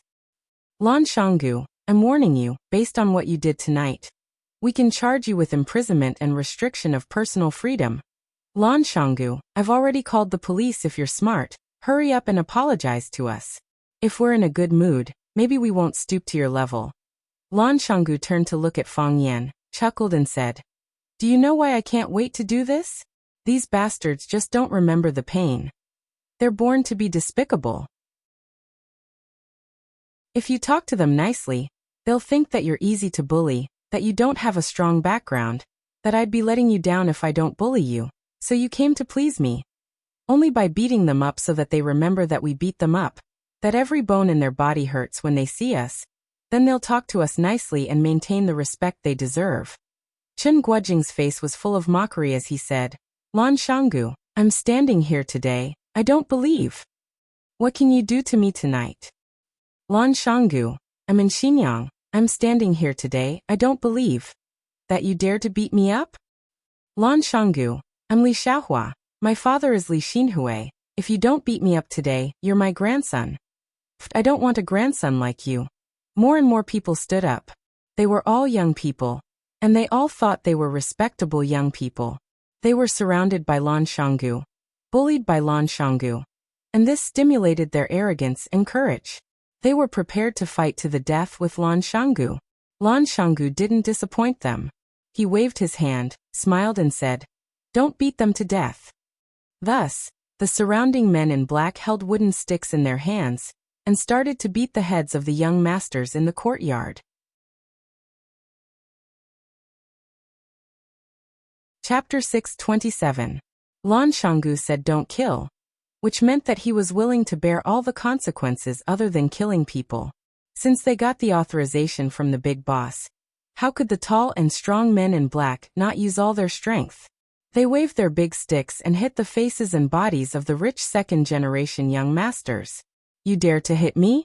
Do you believe that I won't find a few hundred brothers to kill you? Ouch! Help, I'm beating people to death. My dad is Li Mingliang, he is Huacheng. Brother, name a price, I'll give you money, I'll give you a lot of money. At first, those young masters were still stubborn and wanted to pretend to be heroes in front of these small fries that they didn't even look at before. They thought that Lan Shanggu was just saying tough words, and didn't dare to really beat them up. When they were whipped by the wooden sticks, when their foreheads were cut, their cheeks were swollen, and some of their bones were broken, when the unbearable pain struck them again and again, they finally realized a serious problem. Rangoon Valley had gone mad. This kid really dared to deal a killing blow to them. Pa pa pa. The sound of the wooden sticks hitting the human body. Ah, the screams of the young masters and socialites. Whether it was the young master of the Zhang family, or the young lady of the Li family, whether it was a man or a woman, as long as it was those guys who wanted to smash the door, they were attacked indiscriminately by the men in black. Of course, the women still had some advantages. Even those tough men with hearts of stone. They used a lot of strength when they beat these young masters, but when facing those beautiful young ladies in cheongsams or dresses, they still couldn't do it. Some of them were almost instigated by the pitiful eyes of those young ladies. Lan Tingyue was the person who understood Lan Shanggu the most. When he heard Lan Shanggu say don't kill, he felt a sense of trepidation. That lunatic dared to drive a Hummer to run over his sports car in front of his house and almost killed him. Blue Mountain Club was his territory. What else did he not dare to do? He didn't believe that this guy would suddenly become soft-hearted or timid. So the first thing he did was to lie on the ground and pretend to be dead. In the end, when chaos broke out, many people thought that he was really dead. The fleeing boys stepped on his back, and the high-heeled shoes of the ladies almost nailed a hole in his head. Fortunately, he noticed it and dodged in time. Even so, he was still covered in wounds, lying there motionless, as if he was really going to die. When a bald man swung a wooden stick at his head, Chen Guojing knew that Lan Shanggu was playing with them for real. This bastard, this idiotic brute, this. Before Chen Guojing could finish cursing, he was slapped hard in the face. Chen Guojing felt dizzy and his cheeks were burning with pain. He could no longer feel whether his face was still there. However, Chen Guojing was unwilling to admit defeat just like that. He was a high and mighty young master. Lan Shanggu, who had lost the support of the Lan family, was just a lowly little bumpkin. They were not qualified to talk to him on equal footing. Lan Shanggu, how dare you hit me? Chen Guojing covered his face, turned around, and finally found where Lan Shanggu was standing. His eyes stared fiercely at his target, and said fiercely, Lan Shanggu, prepare to pay the price in blood. I want you to die. I want you to die without a burial place. Smack! The bald man once again raised his rod and ruthlessly smashed it on Chen Guojing's head. Crack! The wooden stick broke into two, and Chen Guojing's forehead was overflowing with dark red blood. When the blood flowed to the corner of his mouth, Chen Guojing finally couldn't stand anymore, and his body fell heavily on the lawn of the courtyard. After Chen Guojing fell, the group of arrogant and despotic young masters and young ladies no longer had anyone who could stand up. Lan Shanggu waved his hand, and the group of men in black scattered in all directions with their wooden sticks. Once again, they silently guarded the four arched exits of the small courtyard. My head is bleeding. I'm going to die. Send me to the hospital. Mom, they hit me. I want to go home. I want to go home. Ouch, my leg. My leg is broken. Wailing like ghosts and howling like wolves, miserable and miserable. Lan Shanggu passed through the group of people lying on the ground, and stopped where Chen Guojing fell. He squatted down and looked at Chen Guojing, whose head was bleeding and body was twitching, and smiled. Young Master Chen, how do you feel now? Lan Shanggu. Chen Guojing's voice was trembling, and he used his hands to grab the weeds on the ground, as if it was Lan Shanggu, and he was kneading them into grass juice. No need to threaten me. Lan Shanggu patted his shoulder and smiled. You've already been beaten like this. If you threaten me again, and I happen to be a narrow-minded man, what if I can't help but beat you up again? Do you understand something now? Lan Shanggu smiled and asked. Chen Guojing clenched his teeth and didn't answer. He understood that Lan Shanggu was a mad dog. You already have the answer in your heart, don't you? Lan Shanggu straightened his body and stood up. He looked at the young masters and young mistresses lying on the grass, and said arrogantly, You understand that Lan Shanggu isn't that easy to bully. Is that so? You just don't want to admit it. Do you think that I have nothing after losing the Lan clan's protection? Do you think that I will die for sure after offending the Jiang clan? Do you think that I, Lan Shanggu, am just a sick house cat that you can bully? I'm sorry I've disappointed you. After leaving the Lan clan, I'm still living very well. I don't need the Lan clan's protection. On the contrary, I'm helping the Lan clan. I did offend the Jiang clan, but the Jiang clan couldn't suppress me. I, Lan Shanggu, am still standing here with my back straight. I'm not a house cat, not a sick dog. Whose house cat dares to beat you like this? Whose sick dog would do such a thing for the sake of the people?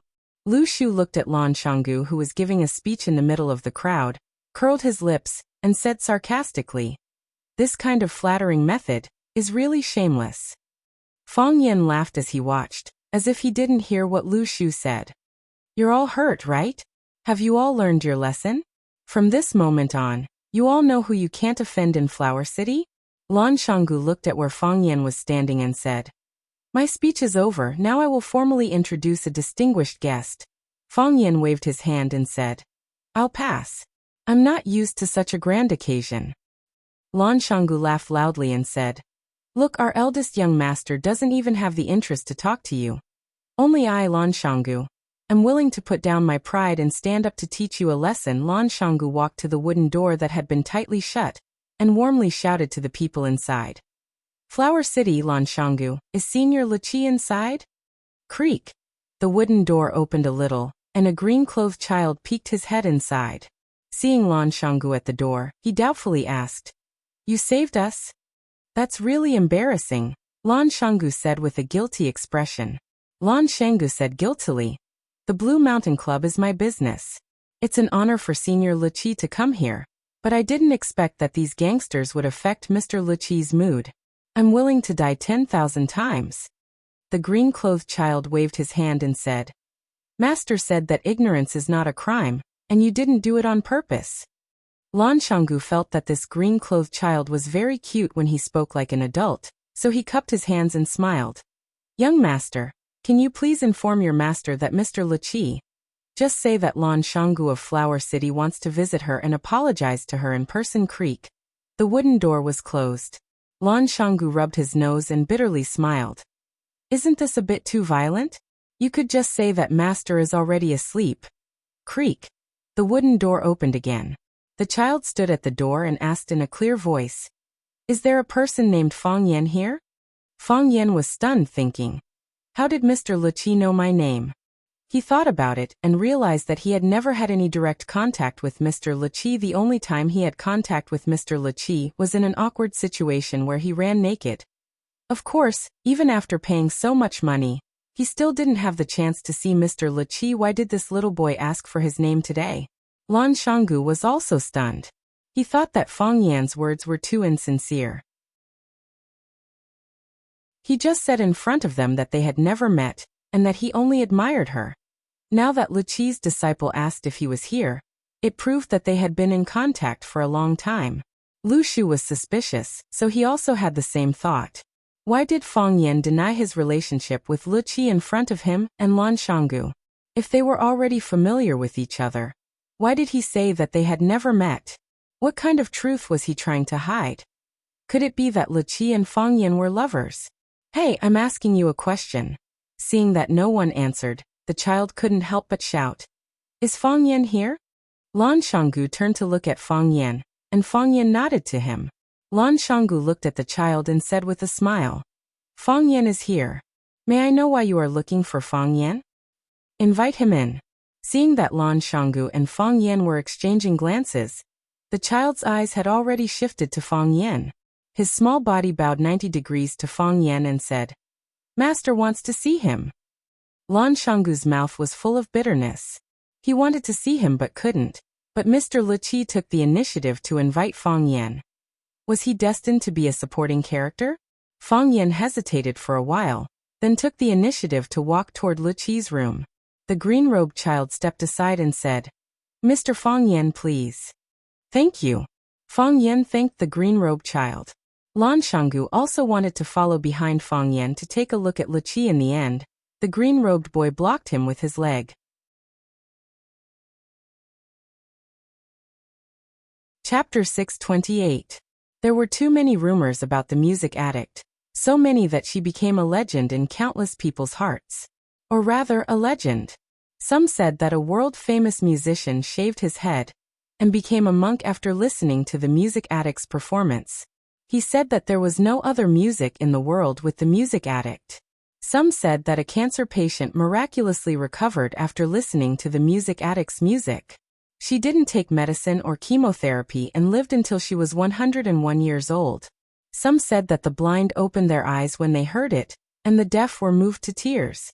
Some said that someone took off his clothes and ran naked in front of countless people after listening to the music addict's performance. Otherwise, it would be difficult to express his feelings at that time. Oh, the hero of this rumor was Mr. Fang Huahua. Fang Yan knew about the music addict for a long time, but he never had the chance to meet her. The music addict was not very willing to meet people, and there were very few people who could meet her. This was also the reason why Fang Huahua was a little excited when he heard that he could meet music addict and her friends at night when he returned to the capital.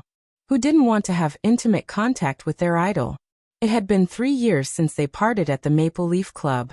The music addict's music skills should have improved, right? Fang Yan thought. Fang Yan thanked the green-robed boy and walked past him. He heard the sound of the door closing behind him, but he didn't look back. This was an antique room. Most of the furniture and walls were made of various kinds of wood. It was simple but not simple. Every decoration was unique. Every one of them had a great background and was worth a fortune. He couldn't see her, but he could smell the fragrance of flowers. Yes, it was the fragrance of flowers. There were roses, lilies, peonies, lilacs, hyacinths, and some unknown flowers. The room was filled with pots of flowers. The flowers were blooming, and their fragrance assailed the nostrils. It made people feel like they had entered a flourishing garden. The room was very big, and it was divided into 2 rooms. One was the outer hall, which was used to entertain guests. The other was the inner room, which was used for guests to rest. A screen that imitated the along the river during the Qingming festival painting separated the inner and outer rooms. Fang Yan stood outside and looked into the inner room. He did not know if he should walk in directly, or if he should ask first. Just as Fang Yan was hesitating, a low flute sound came from inside the room. They were like goose feathers, like flying cotton, like fine threads, like clouds and mist, and they were so thin that they were almost inaudible. If Fang Yan wasn't so close, he might not even have heard the sound. Fang Yan's mind was instantly attracted by the sound of the flute. He released all of his mind and grabbed towards the sound of the flute. He wanted to get closer to it. He wanted to hear it more clearly. The harder it was to possess, the more he would miss it. The sound of the flute was like a woman, a charming woman that made people toss and turn restlessly. The sound of the flute gradually died down. Fang Yan's heart felt empty. He really wanted to ask if there was more, or curse out loud. F***ck. It just started and it's already over. Can't you let me enjoy it? However, he resisted the urge and waited quietly. He believed that this was not the end, but only the beginning. Sure enough, Fang Yan's guess was not wrong. Suddenly, the sound of the flute suddenly soared into the sky. It was sharp, loud, and resounded through the night sky.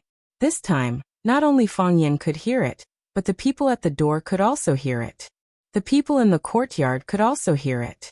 Those who were drinking could hear it, and those who were flirting could also hear it. As if the entire flower city could hear it. Fang Yan turned pale with fright.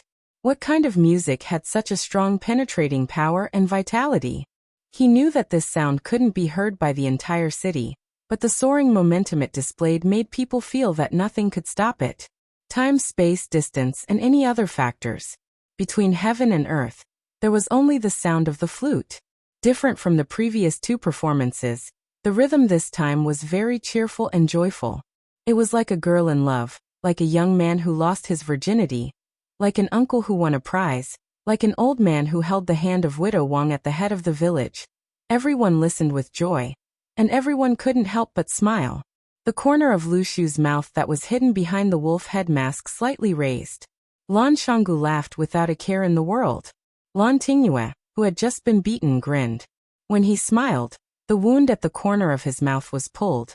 Chen Guojing, who fell to the ground, also squinted his eyes and smiled. The blood on his forehead kept flowing, but his smile became more and more brilliant. Others were also laughing. Those men in black who had beaten people were laughing, and those young masters and ladies who had been beaten were also laughing.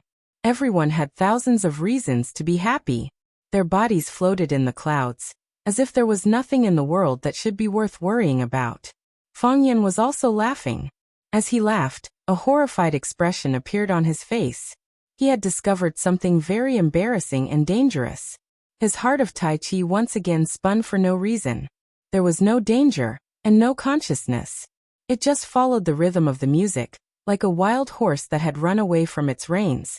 The sound of the flute became louder and louder, and the mood became more and more joyful. However, the heart of Tai Chi also spun more and more crazily. Fang Yan had a very bad feeling. He knew that according to this trend, he was afraid that the heart of Tai Chi would enter a state of out of control again. His dantian had begun to burn, and his body had become hot. It could be foreseen that the scene of running naked again was about to happen. It stopped at the happiest point, and stopped at the highest point. When the sound of the flute brought everyone's mood to the highest point, it suddenly stopped when everyone was laughing the most happily. The sound of the flute disappeared. There was no warning, and there was no gradual cycle. It could come and go as it pleased. It was like a capricious and mysterious girl. Someone outside cursed loudly. Fang Yan couldn't help but want to rush up and hug Lu Qi and kiss her. Thank the heavens, Lu Qi stopped in time. If she didn't stop at the crucial drum beat, Fang Yan would have exploded again. Fang Yan knew that Lu Qi stopped because of him. Our hearts are connected, and we can't control our emotions. A woman's elegant voice came from behind the screen. Fang Yan, I have been looking for you for 3 years. It ended just like that. Lan Shenggu said with a sense of loss. He loved tea and wine, but he wasn't usually interested in music. However, after listening to Lu Qi's performance, he realized that music was such a wonderful thing. It could move your emotions and temporarily separate your body and soul. It could bring your soul to travel beyond the heavens and soar in this boundless world. But why did it end just like that? Lu Shu frowned. He was obviously very dissatisfied with Lu Qi's unfinished behavior. Lan Shenggu sighed softly and said, one of Huaxia's 7 addicts, Lu Qi, came to Huaqing, to the Blue Mountain Club, to the Lan Valley. I actually didn't have the chance to meet her. If this gets out, how can I go out and meet people? Tell me, should I knock down that kid guarding the door and force my way in to take a look? I've already said those shameless words just now, but aren't you still alive and kicking without losing a pound or 2? The willow tree said with a face full of ridicule. Lan Shenggu touched his nose awkwardly and said, Brother Lu, I'm sorry. You also know that the Lan clan didn't handle things properly last time. This time, the old man in the clan pushed me to take the blame. Although young master didn't say anything, he was still a little unhappy. He has given me a huge benefit, so I have to give him some face. Isn't it what I should do to say good things about him in front of these useless people? How about next time you set up the stage, I'll do it for you, and you can also praise young Master Fang in front of everyone. I can't do such a shameless thing, Lu Shu said disdainfully. Hey, I say, old Lu, we're in the same boat now. Do you think I don't know what you're thinking? Say whatever you want to say, do whatever you want to do. What's wrong with saying a few words of flattery? Compared to the money we're making every day, it's nothing. Besides, what do you need to be shameless? Do you still have that thing? Lan Shenggu, Lu Shu roared. All right, don't get angry at me. Lan Shenggu laughed and said. Even if I get angry, you can't kill me, right? Tell me, what is young master doing with that woman inside? Lu Shu snorted and didn't want to answer Lan Shenggu's childish question. However, he was also very curious. What was Fang Yan doing with that woman inside? At this moment, a middle-aged man hurriedly walked in. He walked to Lan Shenggu's side and said in a low voice, Young master, the families of these people are here. They want us to hand them over. Are they very excited? Lan Shenggu asked with a smile. Yes. The middle-aged man nodded and said, very emotional. Many people brought bodyguards and said that if we don't hand them over, they're going to take them by force. Oh. Lan Shenggu nodded and said, let them wait. Young Master Shonhua is also here. The middle-aged man said. Lan Shenggu squinted his eyes and smiled and said, let him wait too. Big brother. A young man wearing glasses stood at the door of an arched door and smiled as he greeted Lan Shenggu and said, Big brother, did Tinghua make you angry again? Lan Shenggu waved his hand and signaled the bodyguards to let Lan Shonhua in. Lan Shonhua walked in front of Lan Shenggu and said, Tinghua is young and doesn't know anything. Big brother, don't lower yourself to his level.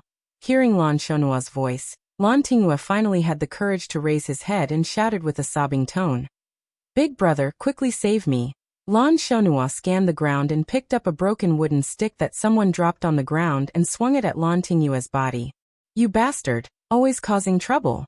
Today I'm going to beat you to death here. Chapter 629. Lan Shonhua used half a stick to beat Lan Tinghua's face. Lan Tinghua's nightmare that had just ended began again. He clutched his head and wailed, begging for mercy. Big brother, don't hit me. I'm going to die. Big brother, spare me. I know I was wrong. If there was a ranking list, Lan Tinghua could be chosen as the most tragic person in Huaqing today. Which heavenly king and great immortal did he offend? First, he was beaten up by his cousin. When his own brother came, he thought a savior had come. Was there a savior who would beat someone to death like this? Lan Shanggu stood at the side and watched coldly. When even he felt that Lan Shonhua was too heavy-handed, he stopped him. Shonhua, forget it. He's just a child who doesn't know any better. Who would lower themselves to his level? Lan Shonhua once again raised the wooden stick and smashed it against Lan Tinghua's back twice. Only then did he stop, panting heavily. Normally, I have taught him to be humble and cautious, to know his place and not to do anything illegal. Big brother, what wrong did this kid do today? Lan Shanggu looked at Lan Shonhua with a ruminating gaze. You don't know what he did, so you swung the stick to hit him? Anything that can make Big brother angry is naturally not a good thing. Lan Shonhua looked as if he was thinking from Lan Shanggu's perspective. Lan Shanggu sighed softly. Shonhua, it's been a few years since we sat together to drink and chat, right? Lan Shonhua nodded. Big brother has been busy, so I didn't find the time. It's not that there's no time or opportunity, but there's a gap between us. Lan Shanggu said. Lan Shonhua's expression froze, then instantly returned to normal. He smiled. Big brother Shanggu, why do you say that? I've always treated you as my most respected and admired big brother. Something like a gap has never appeared in my heart. Really? You're not secretly happy that I ran away from home? You're not happy that you've taken over the position of successor? You're not worried that I'll come home and take away everything you have now? Big brother, I've never thought like that.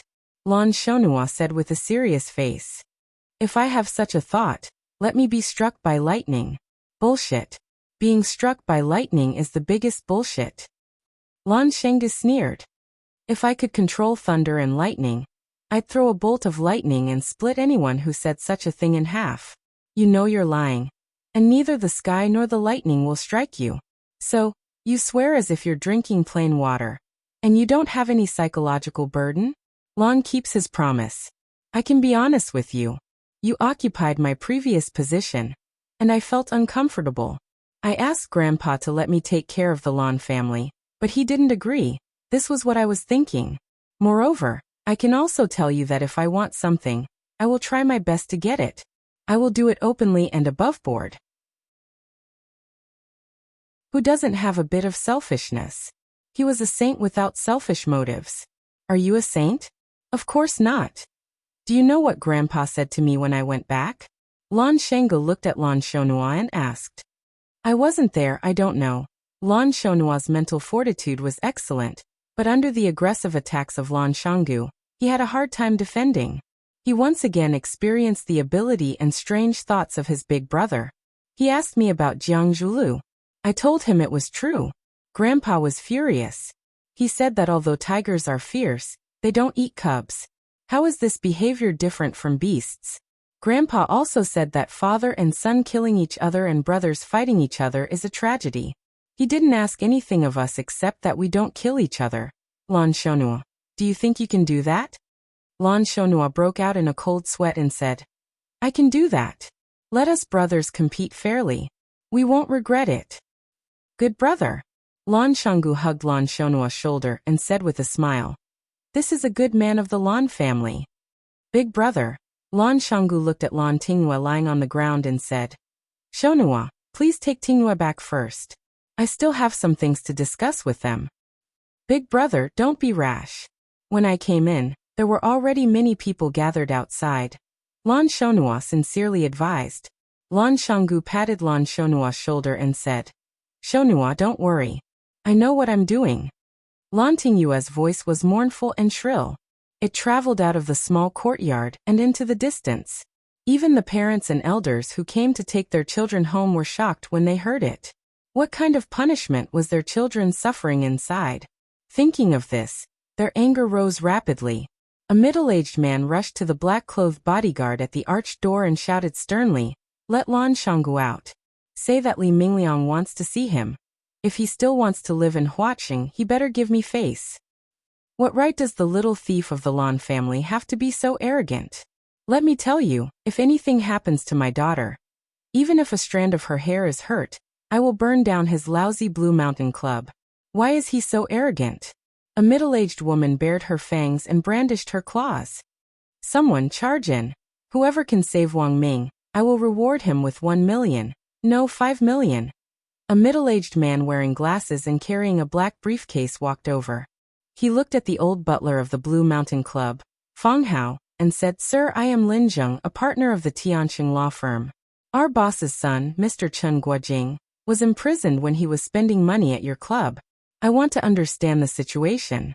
First, I need you to guarantee Mr. Chen Guojing's safety. If he suffers any harm, we will pursue the civil and criminal responsibility of the Blue Mountain Club and everyone in the club. Second, what law did Mr. Chen Guojing break to be imprisoned by you? Third, who imprisoned Mr. Chen Guojing? Does the other party have the right to restrict the personal freedom of others? Fang Hao stood up straight and said, Lawyer Lin, please wait a moment. Our boss said that he will definitely give you a satisfactory answer. Lin Zheng sneered and said, An entertainment venue imprisoning a consumer for no reason. This kind of behavior is already very unsatisfactory, right? Fang Hao bowed slightly and said, The boss said that he will give you a satisfactory answer. That answer will definitely satisfy you. Let's hope so, Lin Zheng said. We just don't want this answer to make us wait too long. Otherwise, we won't be satisfied. Of course I won't. A clear voice rang out. The men in black split into 2 rows. A tall man walked out from the middle of the crowd. Lan Shanggu, he's Lan Shanggu. He's the bastard who imprisoned our child. Lan Shanggu, hurry up and release my son. Lan Shanggu cupped his hands towards the angry crowd and smiled. Good evening everyone, I'm Lan Shanggu. I'm sure a lot of people here already know me. Lan Shanggu. What do you want? Li Mingliang angrily shouted. Lan Shanggu looked over and smiled. Sorry for the disrespect, so it's Hall Master Li of 14K.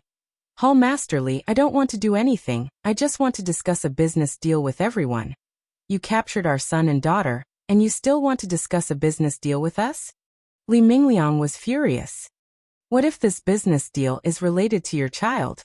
Lan Shanggu smiled and asked. What do you mean?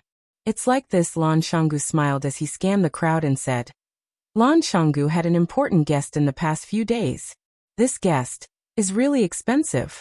Normal people wouldn't be able to see her. Lan Shanggu, what are you trying to say? What does your Lan Shanggu's important guest have to do with imprisoning our child? Someone became impatient. Because this guest is very expensive, so I wanted to give her the best I could. And that's exactly what I did. However, someone just had to jump out and cause trouble. Not only did she listen to someone else's song for free, she even went to the guest's room to cause trouble, kicking the door, cursing, and even asking the guest how much the price is. You're all seniors here, please enlighten me. If something like this happened to you, how would you deal with it? Who is this guest? Maybe it's your Lan Shanggu who's spouting nonsense in front of us. If it was someone else, I'd be thick-skinned enough to borrow their tiger skin.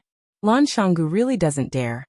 Lan Shanggu smiled and said, one of the 7 addicts of Wuxia, Liqi. Mr. Liqi, I know you definitely haven't seen her before. But you should have heard of her, right?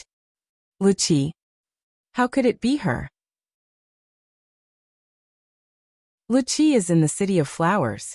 One had to admit that the influence of idols was huge. Many of the people present had heard of Liqi's name. And there were even diehard fans of Liqi. Although they might not have even heard the songs that Liqi played. How can you prove that she is Liqi?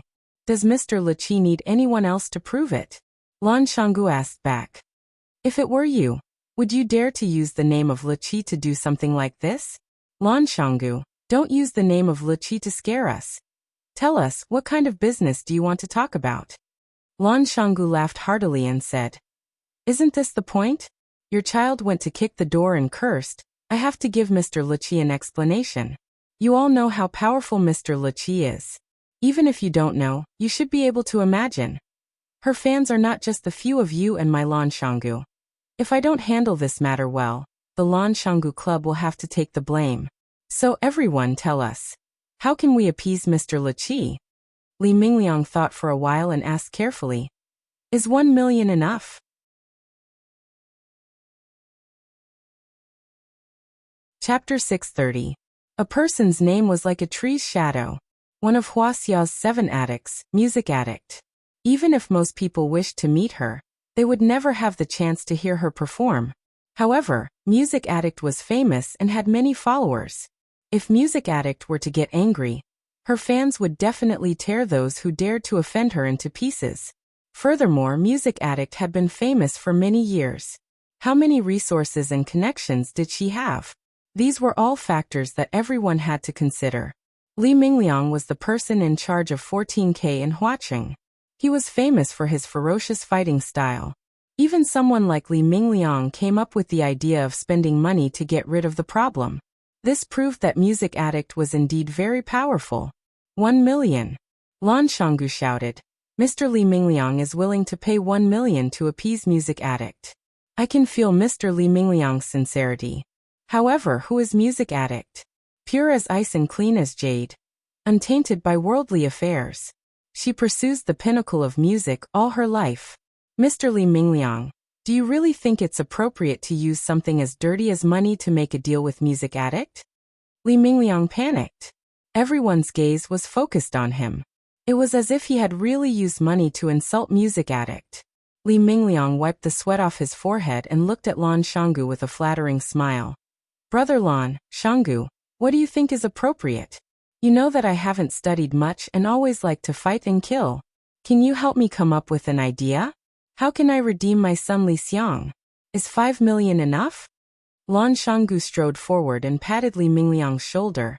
Brotherly, since we're brothers, how can I not help you when you're in trouble?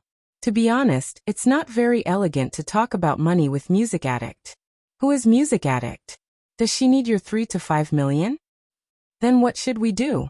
Li Mingliang grabbed Lan Shanggu's arm and asked. I have an idea. Not only can it appease Mr. Liqi's anger, but it can also be done in an elegant and humorous way. It will also become a good story. Brotherly will become a distinguished gentleman that people will talk about in the future. What idea? Brother, what idea? Quick, teach me.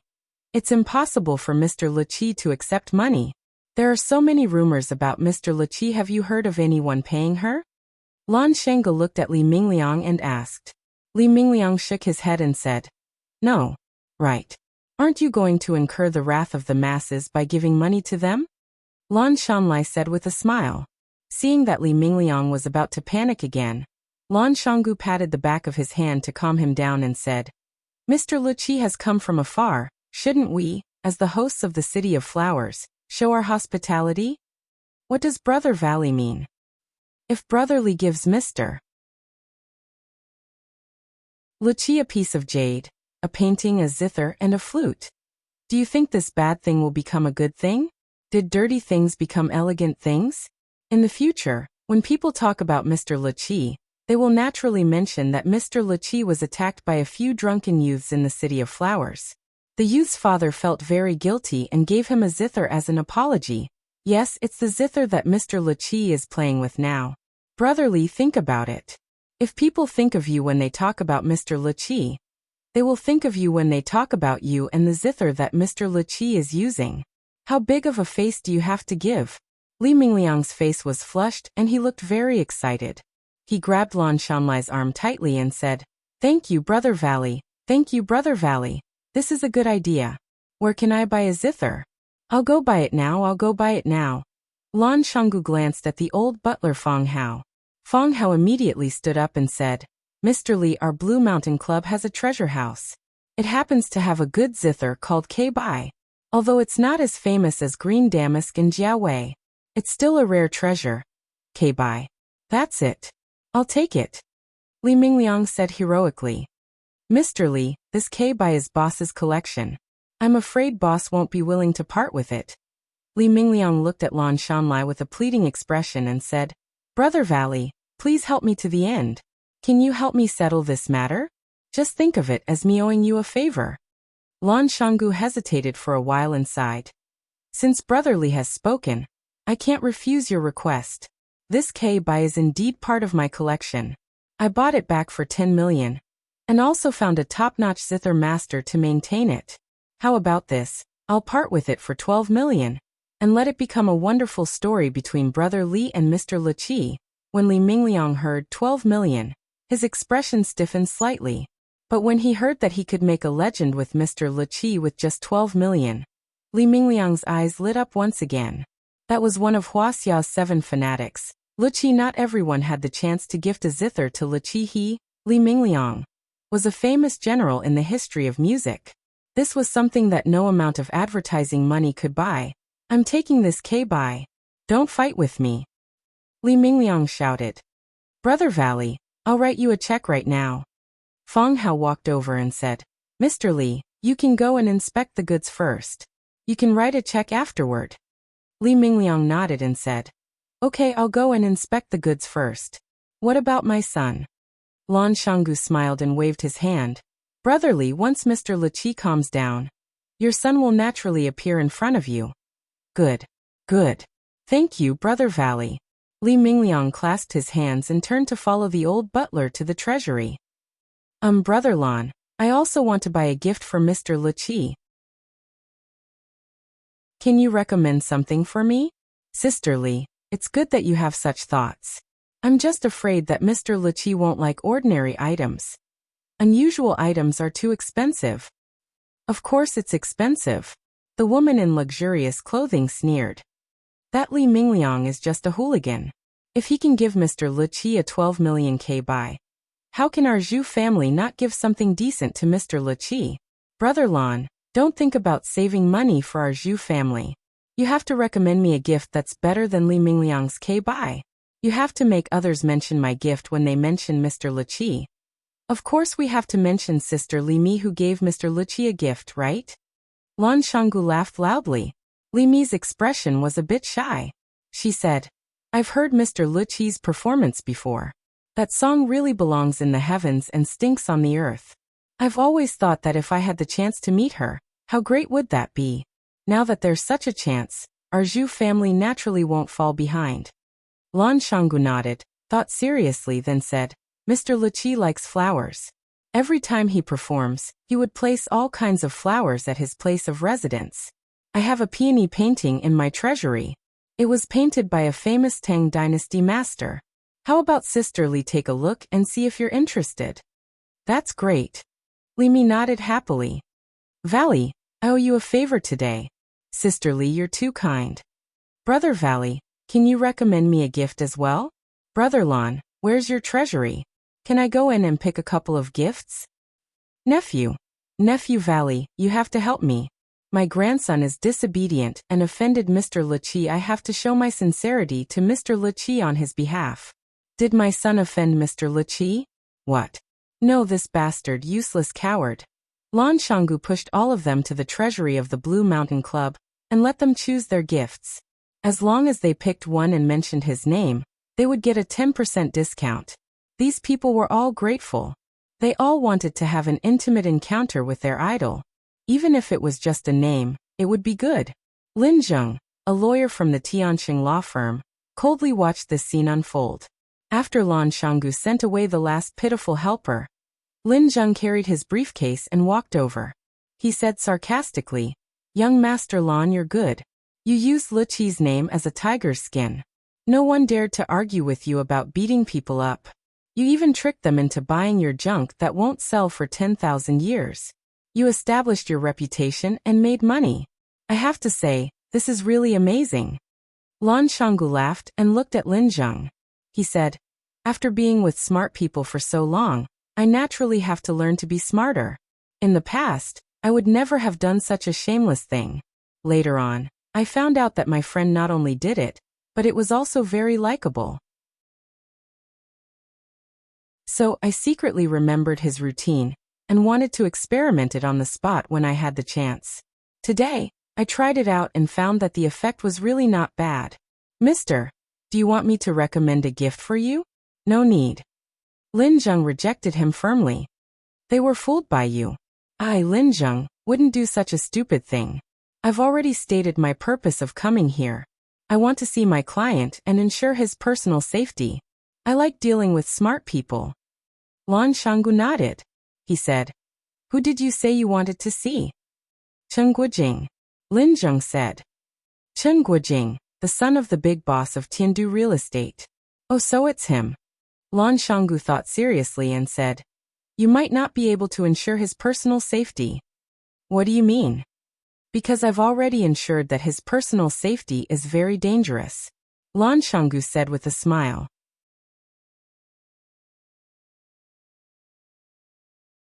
Chapter 631. Lan Shanggu, don't go too far. Lin Zheng's face was full of anger. If anything happens to Lin Guojing, we definitely won't let it go. Lan Shanggu sneered and said, "I'm bullying you, so what?" Lan Shanggu, "Look, it's true that people who aren't from the same family don't enter the same door. I was wondering why I felt a little familiar looking at you. When Chen Guojing was scolding me, he was also very arrogant, but I beat him until his face was swollen. He lay on the ground and pretended to be dead. He didn't even move when I kicked his butt. Now you're playing the same trick again. First, you threaten me and act like I'm not afraid of you. Then you act like you're angry after being slapped in the face." Lan Shanggu looked at Lin Zheng unkindly and said, "I'm not giving face to your Chen family today. What can you do to me?" Lan Shanggu was no longer interested in talking to him. He turned around and walked towards the small courtyard inside the clubhouse. Lin Zheng's face turned green and then white. He stood still for a while before remembering that he had to confirm young Master Chen's safety. He also rushed into the courtyard. "Sir, I'm sorry, you can't go in." The man in black stopped him outside. "Lan Shanggu, let me in or I'll call the police." Lin Zheng shouted at Lan Shanggu's back. Lan Shanggu turned around and smiled. "No need to trouble you. I'll call the police too. Attacking a woman and smashing my private clubhouse. The police will be here soon." Lin Zheng's face turned green. He took out his phone from his pocket and started to make a call. Lan Shanggu walked next to the willow tree and saw that Lu Qi's room was still closed. He said, "Still not out?" "No. There's no movement either." "No. If we stay here any longer, their children will run out and call us uncle," Lan Shanggu said. "Should we prepare the red packets in advance?" The willow tree looked at Lan Shanggu and said, "You've earned a lot of money by using Lu Qi's name, right? Jealous?" "Humph. I had no choice," Lan Shanggu said. "If I didn't know that young master had such a deep relationship with Lu Qi, I could have pretended not to know anything about this. However, since I already knew that he had a close relationship with Lu Qi, and Mr. Lu Qi happened to be wronged at the Blue Mountain Club in Orchid Valley, I had no choice but to stand up for her. It's rare for Mr. Lu Qi to come to Huaqing. We should ask her to bring back some local specialties." Pointing at the young masters lying on the ground in the courtyard, he said, "It just so happens that these idiots jumped out to make trouble, so naturally, their fathers have to make some contributions." The willow tree's face was full of disdain as he said, "You just want to make some money after showing off your power. Do you really need to make yourself so great?" Lan Shanggu laughed and said, I knew I couldn't hide anything from brother Lu Shu. Why don't we not give this gift to Mr. Lu Qi, and each of us will get half of it? I don't need this. The willow tree refused. It's better if you take it alone. However, you are the one who took the money, so naturally you have to bear the responsibility. What responsibility? Lan Shanggu laughed and said, Do you think I'll be greedy for this money? You underestimate my Lan Shanggu. This is a gift I prepared for Mr. Lu Qi. I'm sure Mr. Lu Qi will be satisfied. Jie, a small crack appeared on the wooden door. Lan Shanggu and the willow tree thought that Fang Yan and Lu Qi had come out, so they looked up in surprise. The green-clothed boy looked at them angrily, and put a finger to his mouth to make a shush gesture. Lan Shanggu and the willow tree were embarrassed. They had never been shushed like this since they were young. Not to mention that they were being shushed by a kid who was so much younger than them. Lan Shanggu was like a child who made a mistake. He nodded his head, indicating that he would be more careful. The willow tree turned his face away, indicating that he had nothing to do with the person who spoke loudly. His voice had always been very low and gentle. Clang! The door was closed again. Our hearts are connected, and we can't control our emotions. Fang Yan, I've been looking for you for 3 years. Lu Qi's voice was very pleasant, just like the music she played. The content of Lu Qi's words was very pleasant. Fang Yan didn't expect that Lu Qi would confess her love to him at their first meeting. Fang Yan, I've been looking for you for 3 years. How much love and affection did she have to say such words to someone? Fang Yan felt very painful. Lu Qi was a very good and charming woman. She was a woman who could resonate with him. However, he already had Yi Rou. He could only cruelly refuse her love. This was very cruel to Lu Qi, and it was also very uncomfortable for him. Fang Yan stood behind the screen and said softly, We haven't seen each other for 3 years since we parted at the Maple Leaf Club. That time when I first heard Mr. Lu Qi's heavenly music, I was shocked. I wanted to find a way to meet the music master who could play such a music movement. But something happened, so I put it on hold for 3 years. When I was playing, I felt a little strange, as if I was being watched by a pair of familiar eyes. He understood every note I played and could empathize with the feelings I wanted to express. I was happy, and he was happy. I was sad, and he was even more sad than me. When I played the most exciting part, I could almost see him laughing wildly and wailing. I knew that I met the fated person my master talked about. That was my most hearty performance, and also my most emotional performance. I wanted to know what kind of person could enter my world and enter the world of the 12 barriers of sound I specially set up. After the song, I immediately asked my disciple Wanwan to go outside to find the fated person. Unfortunately, she was misled by the skin and asked the wrong person. I asked him to stand for a while, and he took the initiative to leave. He was also a rare smart person. I asked him to stand for a while, and he took the initiative to leave. This sentence conveyed too much content. In the eyes of Fang Yan, these two were the smartest people in the world. Later, I asked around and found out that an interesting thing happened at the Maple Leaf Club at that time. Fang Yan touched his nose and quickly changed the topic. He said with a smile, I finally met him today. People who meet each other will meet again. This is God's will. Yes, this is God's will. Fortunately, your performance that day was so obvious. Otherwise, how could I find you in the vast sea of people? Why did you find me? To get rid of the knot in my heart. Lu Qi said. Knot in your heart? Fang Yan was startled. What knot in our heart? Fang Yan, come here. The screen is not for the fated. Lu Qi's voice came. Fang Yan was excited again. Lu Qi invited him over. He could finally meet the legendary Lu Qi. Fang Yan clenched his fists and walked through the screen. As soon as he walked over, he was greeted by a pair of beautiful and deep eyes like the stars in the sky. Her facial features weren't stunning. Her eyes weren't big enough, her nose wasn't straight enough, her lips weren't thin enough, and her chin wasn't sharp enough. However, when these inadequacies were combined together, the beauty they displayed was multiplied exponentially. The longer one looked at her, the more beautiful she became. She was dressed in a classic white robe that dragged on the ground. The hem of the white robe was embroidered with a crane spreading its wings. The crane was vivid and lifelike, as if it could break out of the dress at any time. She held a simple green flute in her hand. The green color of the bamboo itself had not faded, but it was smooth and bright after being caressed. It seemed that Wuxia liked this bamboo flute very much. It was said that Wuxia liked flowers, all kinds of flowers. Expensive, ordinary, bright, fragmented, and even nameless wildflowers on the mountain paths. As long as the music addict was around, there would be a myriad of fragrances surrounding it, and the atmosphere of spring would be overflowing. Fang Yan stared at Wuxia with wide eyes and asked, "Who are you?" "I am Wuxia. Why are you so young?" Fang Yan couldn't help but ask the question in his heart. Wuxia had been famous for decades. In his mind, even if she was not a doddering old woman, she was still a very young old woman. It was because of this thought that Fang Yan did not look forward to meeting Wuxia. Now it seemed that she was so young. A girl? A woman? This question is very rude. Wuxia smiled and said softly, "I am sorry. I know it is taboo to ask a woman's age. I am just curious, how do you maintain your beauty? What brand of cosmetics do you usually use?" "I don't use cosmetics." Wuxia smiled and said, "I just pay attention to my diet.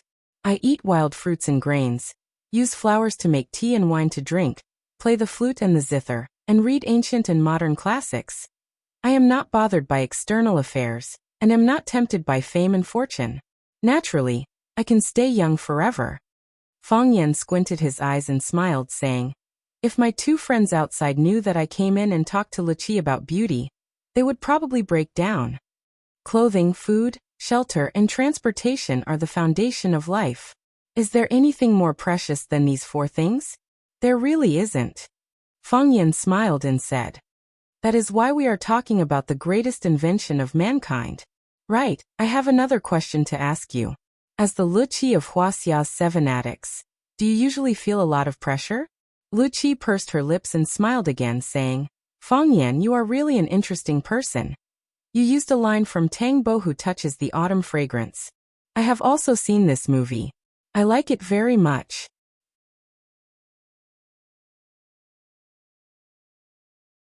Chapter 632. Many boys had tried their best to make an appointment with the girl they liked, but always lost the precious opportunity, because the topic was inappropriate or because the goddess felt that you were a boring person and had nothing to say to you. If you did not look like Wu Yanzu or your father was not Wang Jianlin, they would not give you a second chance. Therefore, the first impression was very important. Of course, Fang Yan would not make the mistakes of those rookies. As the #1 Prince Charming of Swallow Dock, he had a lot of experience in picking up girls and being picked up. He knew what the goddesses wanted with just one look. He knew that they were not interested in this topic with just one small movement of the goddess, and quickly changed the channel. Fang Yan did not want to talk about music with the music addict because he did not understand, and that would expose his ignorance. Fang Yan did not want to talk about martial arts with the music addict because he did not understand, and that would expose his ignorance. So, what should people talk about when meeting for the first time? Fang Yan thought about it, and decided to use the old way he used to pick up girls. First, praise the other party for being young and beautiful and having good skin. Second, ask about the other party's health and maintenance tips. Whether it was a woman or a goddess, they would find it difficult to refuse others' praise. If you could compliment someone with a sense of hierarchy or freshness, it would be easier to gain points in front of the goddess. In addition, let the goddess take the initiative to talk. After throwing out a topic, quietly wait for her reply. After she had said a lot of things, he threw out a second question from what she had said. Everyone has the desire to show off. Leave the opportunity to show off to the goddess. Quietly listen to her talk and give affirmation and approval in time. In this way, the chatterbox between the two was opened, and the relationship between them naturally became closer. Moreover, the goddess felt that you were thoughtful and not boring. The next time she wanted to show off and talk, you would be the first person she thought of. After Fang Yan used this trick, the effect was very obvious. The two people who met each other for the first time happily talked about health and movies. In an instant, they became infinitely closer to each other. as if they were close friends who had known each other for many years. A lot of people like Journey to the West, but I like Tangbo, who touches the fragrance of autumn more, because I feel that the characters in it are especially lively.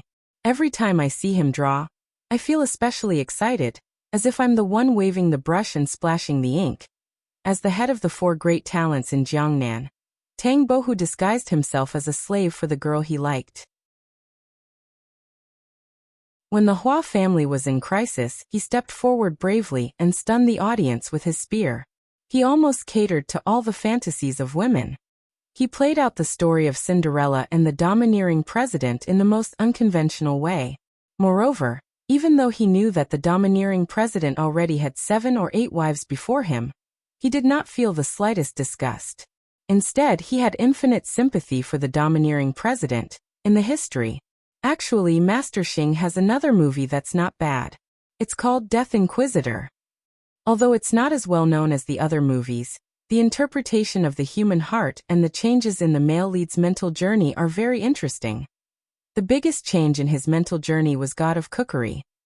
The ups and downs of life are just like that. From health to Stephen Chow, from Stephen Chow to Huaxia's movies, from Huaxia's movies to the history of international movies, and then to the music in classic movies. Finally, the two reached an agreement. If Fang Yan was the male lead in a movie, Lu Qi would accompany the music in his movie. This was something that Lu Qi had never done before. Her music was independent and pure. She disdained to be associated with anything. It was a well-deserved protagonist. However, she agreed to do such a thing for Fang Yan. It was clear to see how far their relationship had developed. The child in green was holding the teapot and dozing off. When she closed her eyes, her master and Fang Yan were chatting. When she opened her eyes, her master and Fang Yan were still chatting. Fang Yan gulped down the herbal tea in the cup and looked at the music addict with a satisfied expression. He said, "People outside must think that we are talking about the multiple realms of music. At the very least, the topic should be the source of your creation and creative ideas.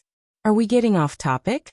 Lu Qi shook her head and said, "I'm obsessed with music, but music is not everything in life.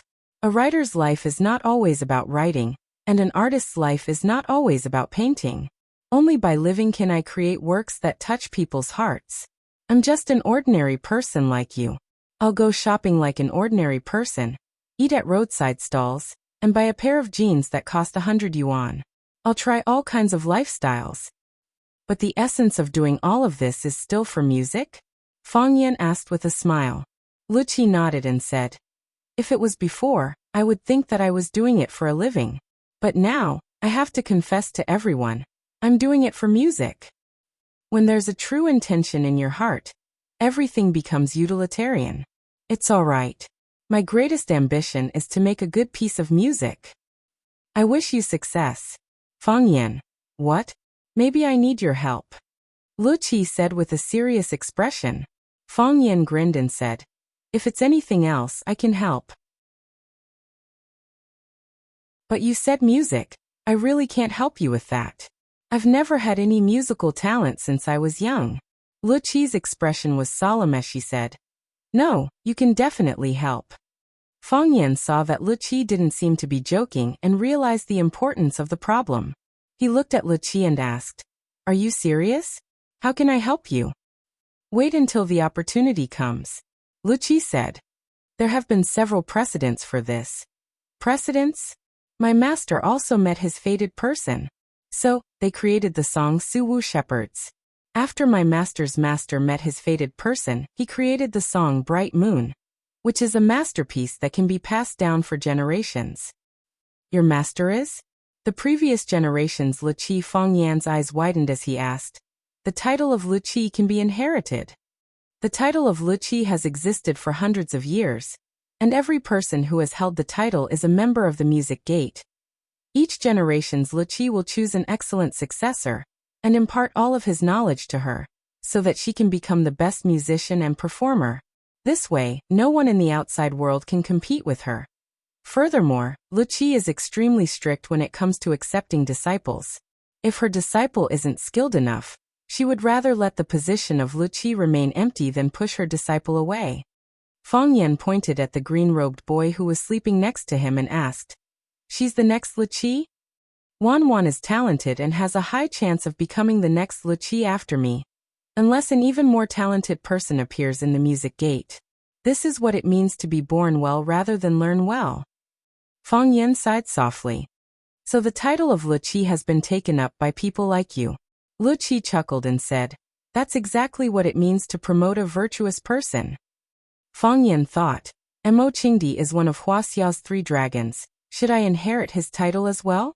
Huaxia's Azure Dragon Fang Huahua. That sounds quite impressive. I've learned another big secret, Fang Yan said with a smile. However, I also have a little secret to tell you. What is it? I'm afraid someone wants to borrow your tiger skin, Fang Yan said. Is it the Nalan mountain valley outside the gate? That's right, Fang Yan smiled and replied. This person's thoughts are complicated and pervasive. I'm sure he won't let a great deity like you go. Luqi nodded and said, he stood up for me, so I owe him a favor. If he wants to borrow it, I'll lend it to him. You're such a kind person. Isn't he your friend? I don't know him very well. I wouldn't do what he did. Fang Yan immediately cut off his relationship with Lan Shanggu. Luqi stood up, walked to Gu Zheng in the corner, and said, I'll use a song called Hero to thank our friends from Flower City for their hospitality. The sound was clear, then became passionate. A hero cherishes a hero, sending him off again and again. The blue-clothed child sent Fang Yan out. Fang Yan smiled and nodded at her. This child will be the future Luqi. This kind of thing.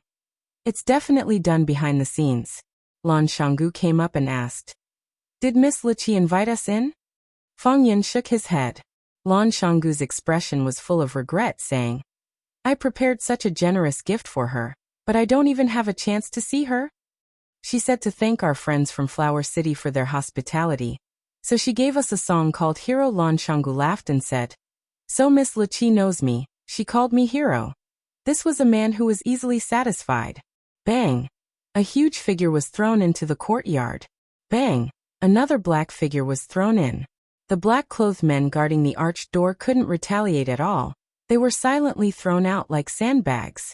Lan Shanggu's expression was gloomy, saying, The Chen family is too arrogant. While saying so, he strode towards the arched door. Fang Yan and the willow tree looked at each other. Then they also followed. A middle-aged man wearing a flowery long gown strode over, casually waving his hand. The black-clothed men who tried to stop him fell to the side. 1 man and 1 horse. It seemed like they couldn't be stopped by 1,000 men. Lan Shanggu raised his sword and stood in front of the flowery-robed man, shouting, Who dares to break into my Blue Mountain Club? Get the hell out of here. I'm a love-struck fool, the middle-aged man said with a gentle voice. Lan Shanggu laughed loudly, saying, Ha ha ha, I've never seen someone call themselves a love-struck fool. Lan Shanggu's laughter slowly stopped, looking at the middle-aged man in disbelief, asking in a low voice, What did you just say? Who are you? I'm a love-struck fool, the middle-aged man said again.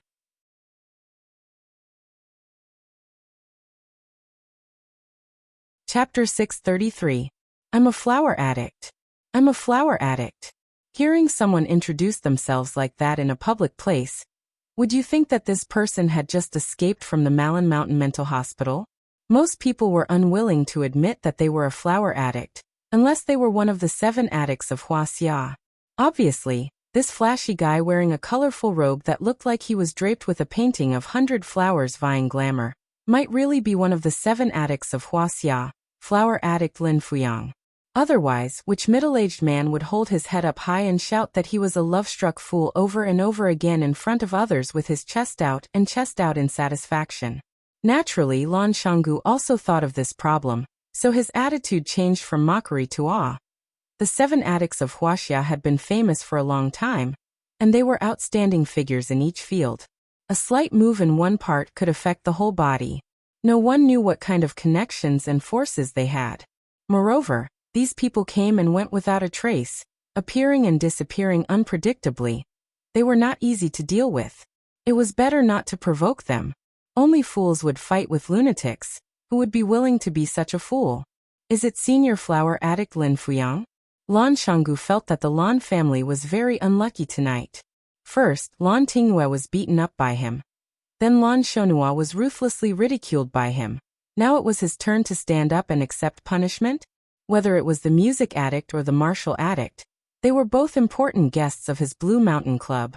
As the owner of this club, he had the responsibility and obligation to treat these two masters. No, a master and a big milk, well. Lan Shanggu regretted in his heart. If he had known earlier, he would not have invited Feng Yan and Lu Shu to his Blue Mountain Club for a small gathering. Not only did he eat and use his own things, but he also had trouble knocking on his door. Of course, Lan Shanggu would never admit that he had taken the initiative to provoke and use others to establish his authority. Such an immoral idea. It's me. The flower addict Master Lin was a little impatient. He stared at Lan Shanggu unkindly and said, I say, are you done asking? I'm done. Lan Shanggu opened his mouth and laughed, revealing 2 rows of neat little white teeth.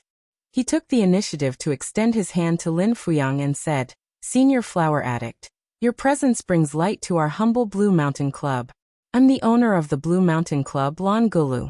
I've admired Senior Flower Addict for a long time. Senior Flower Addict, I happen to have obtained a bag of good tea from my place. May I have the honor to invite you to my place for a cup of tea? You don't have the honor. Lin Fuyang rejected Lan Shan Valley's invitation without hesitation. He didn't even bother to shake hands with him. Where's Lu Qi? I want to see Lu Qi, music addict. Lan Shanggu stole a glance at Feng Yan, who was standing at the side.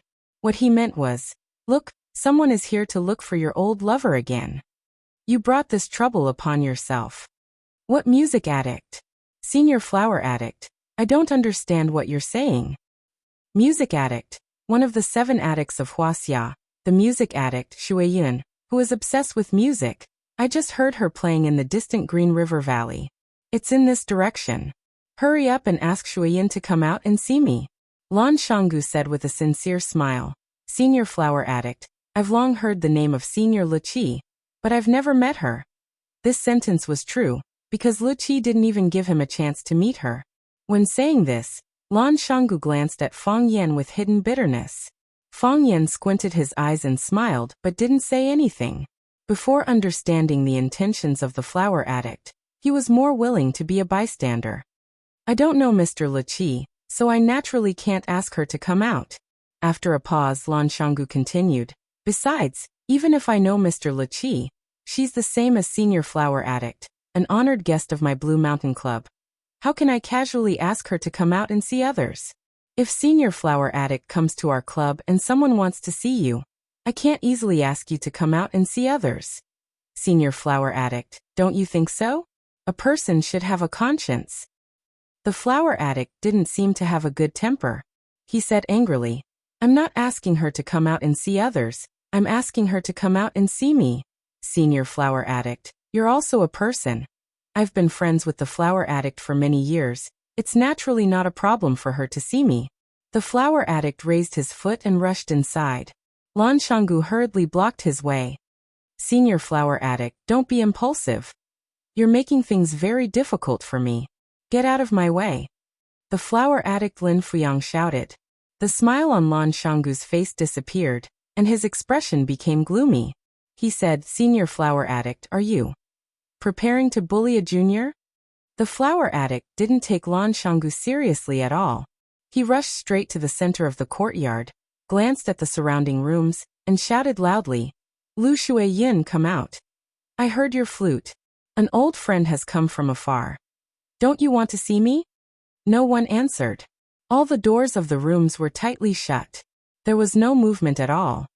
Lu Shuiyun, you can't hide. As the flower addict spoke, he used his nose to sniff the air. Then, following the smell in the air, he strode towards the door of a room. Standing at the door, he laughed wildly and said, Lu Shuiyun, let one open the door. Otherwise, I'll have to do something that's not very elegant. I smell flowers, roses, lilies, peonies, cloves, hyacinths, chrysanthemums. These are your old habits. Lu Shuiyun quickly opened the door. Creak. The wooden door was opened, and a blue-robed child stood at the door. staring at the flower addict Lin Fuyang with a displeased expression. He angrily said, "You're so annoying. Master is already asleep. Why are you shouting outside? Don't you know that this is very rude?" "I knew I was right. Lu Shuiyun really lives here." The flower addict laughed loudly and reached out to touch the child's head, but the child evaded his hand in disgust. "Wan, I haven't seen you for a while. You've grown a bit taller. Go and wake your master up. Tell her that Uncle Lin is here." "Okay. I've said it before, Master is already asleep. She's already seen a guest today, so she won't be seeing any other guests." "Oh, who is it that can make your master want to see you?" The flower addict Lin Fuyang stared fiercely at Lan Shanggu and said, "That boy." This guy was a jealous person, and he regarded Lan Shanggu as his biggest rival in love. "Who master wants to see has nothing to do with you," the blue-robed child said. "Go back quickly. I'm going to close the door." The blue-robed child finished, and was about to close the wooden door with both hands. "Pa!" The flower addict Lin Fuyang put his hands on the door, not letting the child close it. He angrily shouted at the music addict in the room. "Lu Shuiyun, you're too cruel. We're old friends, and you don't even give us a chance to see each other. Do you really want to be so cruel? Let go of me." The blue-robed child desperately tried to close the wooden door, but no matter how hard he tried, he couldn't do it. How could he compete with Lin Fuyang, who was tall and strong at such a young age? Lan Shanggu's heart ached when he saw the little girl's small face turn red, and the fine beads of sweat on her forehead. He said, "Senior flower addict, since Mr. Music Addict is already asleep, why don't you come back tomorrow? After all, it's not polite to disturb a lady's rest in the middle of the night." The flower addict turned around and stared at Lan Shanggu, and said with a displeased expression, "You, get out of my way." Lan Shanggu grinned and said, "You see, you've insulted me again. I'll remember it all." "So what if you remember it?" Lin Fuyang's face was full of disdain, and very arrogantly glanced at Lan Shanggu, and said, "Are you going to beat me up?" "Ha ha ha." Lan Shanggu was amused by the flower addict Lin Fuyang's words, and said, "You're the flower addict of Wuxia's 7 addicts. How could I beat you up? I have the heart, but I don't have the guts."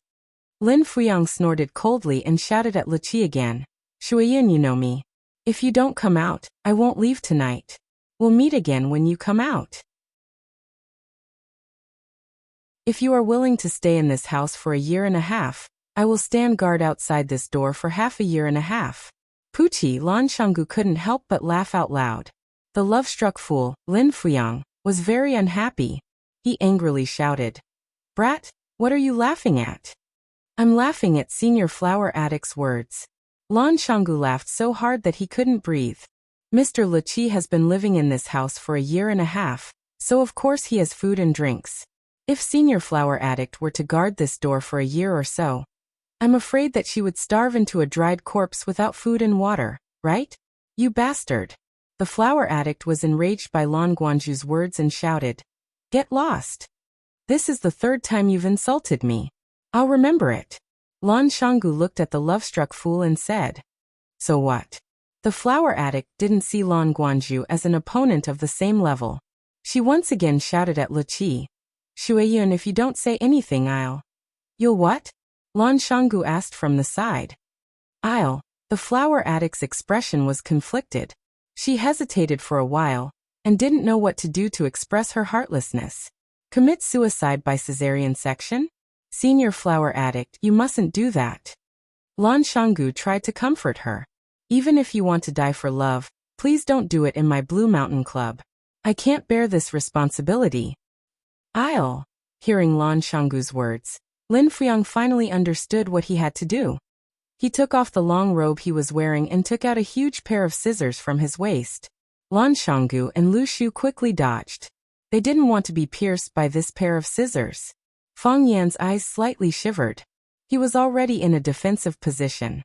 If he dared to make any reckless moves, Fang Yan would beat him up so badly that even his mother wouldn't be able to recognize him. The flower addict raised the scissors and looked left and right. Those who were stared at by him couldn't help but take a few steps back. No one wanted to be the target of this madman. The flower addict finally chose a target. He waved the scissors and rushed towards the center of the courtyard. Everyone panicked and ran in all directions. Even the young masters who had their legs broken and were pretending to be dead crawled towards the arched door with all their might. "I'll kill you all." The flower addict rushed in front of a cypress pine tree in the center of the courtyard and started to cut it with the scissors. Fang Yan and his companions were all stunned by what they saw.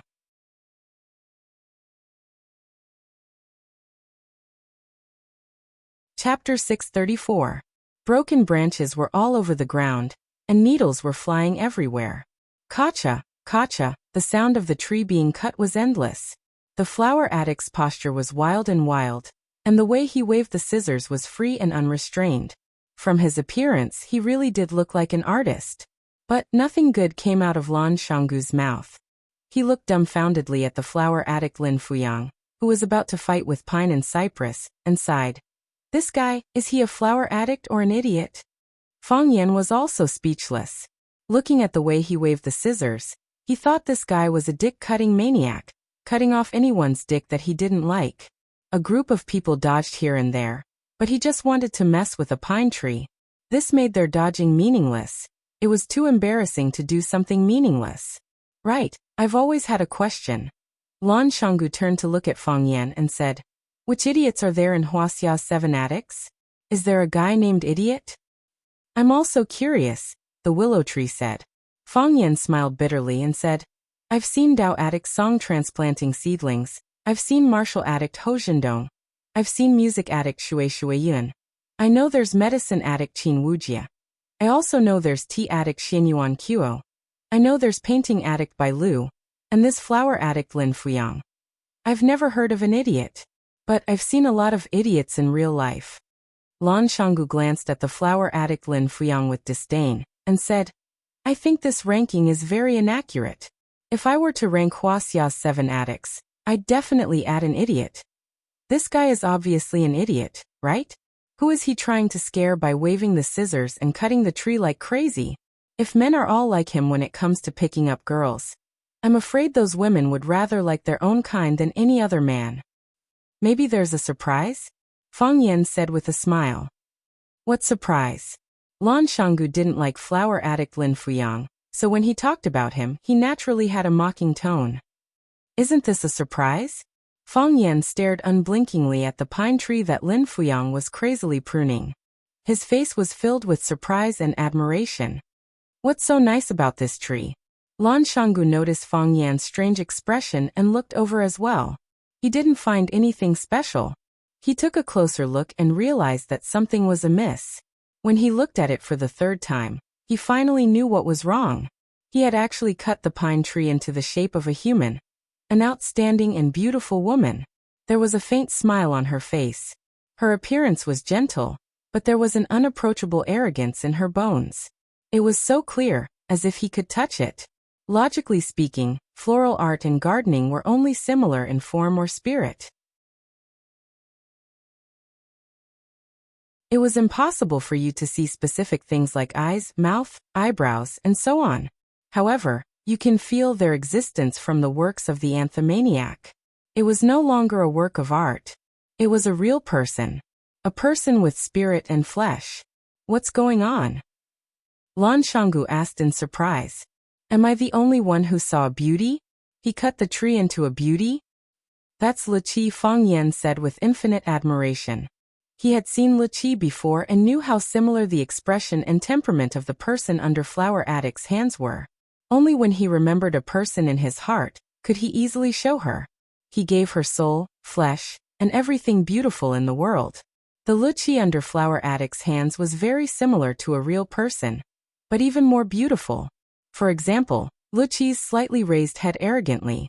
This kind of thing was hidden deep in his bones. However, he had skillfully dug it out and displayed it incisively and vividly. Flower addict was indeed a flower addict. "I didn't know Mr. Li Qi was so beautiful." Lan Shanggu looked at Li Qi's appearance obsessively. He couldn't see the real person in real life, so it was good to see it artificially. "I thought it was an old man. However, isn't this flower addict a bit too powerful? With just a pair of scissors in his hand, he could turn an ordinary tree into the appearance of the woman he likes." Such a peerless skill of picking up girls is unstoppable. Who can compete with him? There are 4 realms of flower art. The first is form resemblance, which only takes the form. The second is spirit resemblance, which has both form and spirit. The third is ghost acts, which can only be obtained by a great master. The fourth is divine craft, which is rare in the world, like a god descending to earth.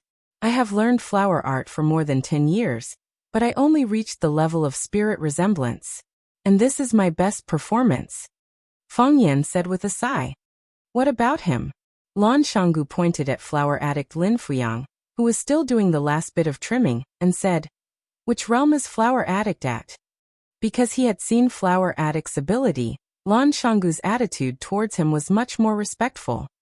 He didn't choose any special materials, just a pair of scissors as a tool.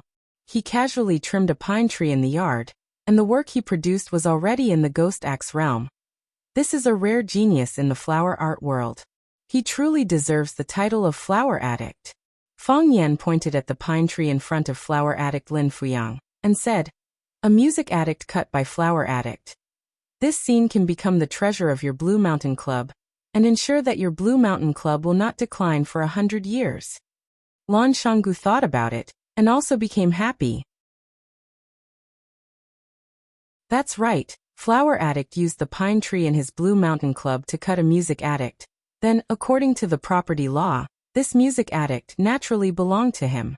If this matter was accidentally spread, wouldn't it attract countless celebrities in watching, and even guests from all over the country to come and watch?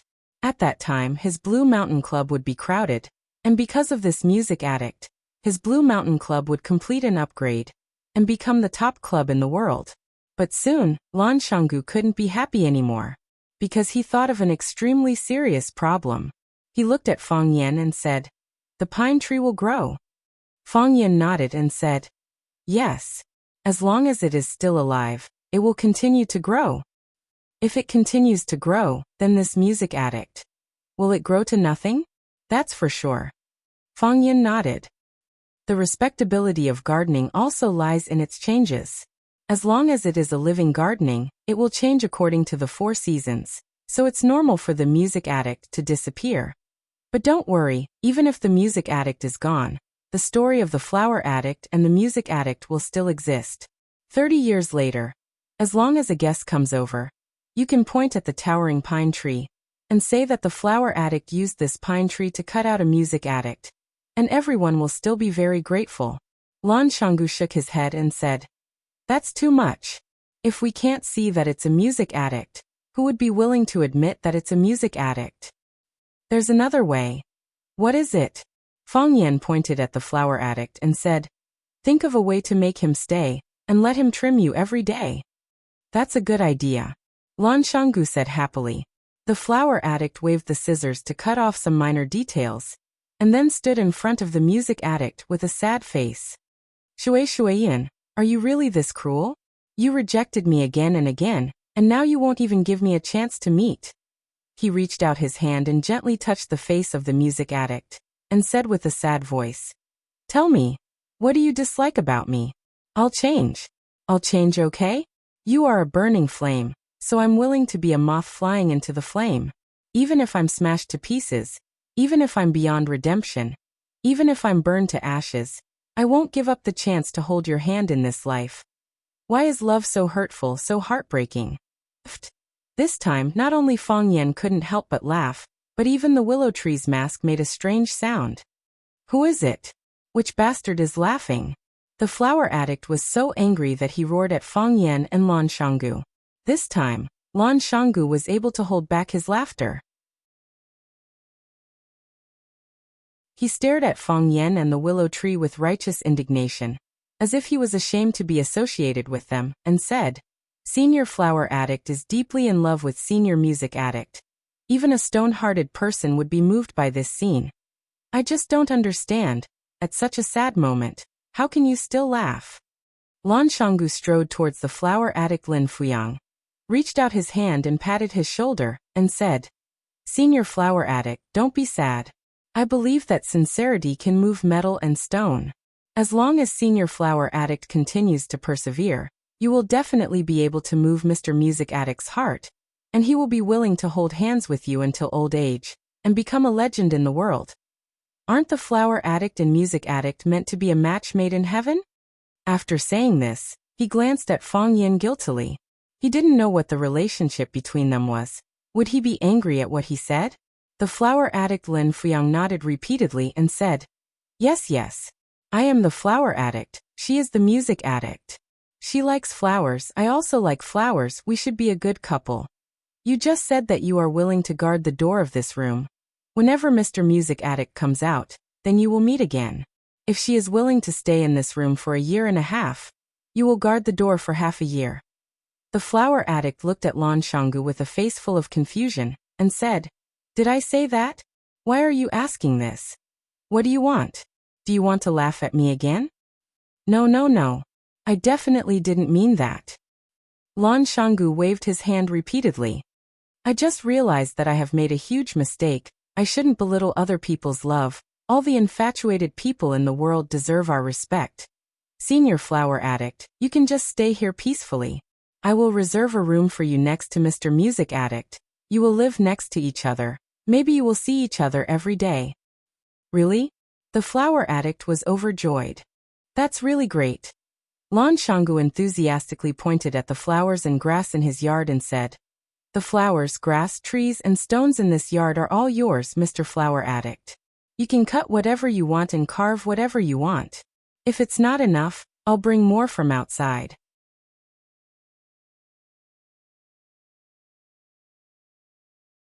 Chapter 635. The Flower Addict was overjoyed. She excitedly pulled Lan Guda's hand and thanked him. Fang Yen sighed silently. Lan Guda must have a bad conscience to lie to such an idiot. While the Flower Addict was holding Lan Guda's hand and expressing her gratitude, and Lan Gudu kept describing to her the happy life of living with Lu Qi in the Blue Mountain Club, the wooden door of Lu Qi's private room was finally pushed open. The green-robed boy stood at the door and looked at Fang Yen and the others in the courtyard with an unfriendly expression. Just as everyone was wondering who Mr. Lu Qi was going to invite in, they saw Lu Qi, dressed in white, walk out gracefully through the boy's white robe. She stood under the eaves of the courtyard's veranda and looked at everyone in the courtyard with a smile. Everyone who looked into her eyes felt that she was looking at them, and then their expressions became excited. "Look, she's Lu Qi. Oh my god, she's one of Wuxia's 7 addicts, so beautiful. Lu Qi, I actually saw Lu Qi. Oh my god, today's beating was worth it." The person she admired appeared, and the Flower Addict looked at her with a face full of surprise. She wanted to say something, but her mouth moved, but she couldn't say a word. There were thousands of words that she couldn't express in her stupidity. It was Lu Qi who took the initiative to speak. She looked at the Lu Qi tree that just appeared in the courtyard and said to Lu Qi with a smile, "Fuyang's skills are getting better and better. Just now I heard you play a flute song from afar. It was so moving that it could linger for 3 months." The Flower Addict finally regained a bit of rationality, or at least some ability to speak. She looked at Lu Qi with a fanatical gaze and said, "Liu Yun's skills are also getting better and better. Just now, I heard you playing a flute song from afar. It was so moving that it could linger for 3 months. Lu Qi nodded and said, "I came to Huaqing to visit an old friend, and also to meet a friend of 3 years. I'm going back to the capital tomorrow. I didn't expect Fuyang to come over because of a song. There are so many guests today, Lu Yun is overwhelmed by the favor." The Flower Addict Lin Fuyang smiled and said, "To be able to listen to Lu Yun's song, even if I had to fly across the ocean to see you, it wouldn't be a problem." Fang Yen just thought that the Flower Addict Lin Fuyang was a bumpkin who had never seen the world, but now he had to admit that Lin Fuyang's poetry attainments were excellent. He spoke like he was writing poetry, and he could skillfully put some popular song titles into the content of his speech, and it had an excellent effect of confession. Just based on this move, Fang Yen had a whole new level of respect for him. "Thank you, Fuyang, for your kindness," Lu Shuiyun said with a smile. "It's fate that we meet. I don't have any good tea here, so I'll go back and play a song for everyone here. We'll meet again if we're fated." Shuiyun bowed slightly to the people in the courtyard, then turned around and walked towards the box. Oh my God, the music addict is going to give us a song. Luqi is beautiful and kind. I like her so much. Luqi, I like you, Luqi. You are my idol. Those who were beaten black and blue still didn't forget to chase after their idol. Their survival ability was even more tenacious than cockroaches. The green-robed boy snorted coldly and followed his master back to the room. Bang! The door of the box was slammed shut by the little boy. After a while, the moving sound of a flute came from the box. This is a song for me. The flower addict muttered to himself. Lan Shanggu nodded in agreement and said, This song is very beautiful. What's its name? Falling flowers and flowing water. The flower addict said. Lan Shanggu suddenly felt that the flower addict was very pitiful. Very, very pitiful. Thus, Lan Shanggu decided to comfort him. He patted his shoulder and said, Senior flower addict, you can stay in my small courtyard. I don't have anything else here, but I have enough flowers and plants. Standing at the entrance of the Blue Mountain Club, Chen Shuer's expression was extremely ugly. Lin Zheng respectfully stood next to him and said in a low voice, Boss, this Lan Shanggu is arrogant and domineering. He doesn't give our Tiandu real estate any face. I told him the boss's name and he still doesn't want to let him go. I've negotiated with them for a long time, but I still can't confirm whether the young master is safe or not. Their people are guarding the entrance of the courtyard. I tried many times but couldn't break in. Boss, I didn't do my job well, and failed to live up to your trust. Chen Shuer patted Lin Zheng's shoulder and said, Old Lin, it's not your fault. Some youngsters these days, they haven't suffered any hardships, haven't encountered any hardships, so they have arrogance in their bones and don't care about anyone. This is understandable.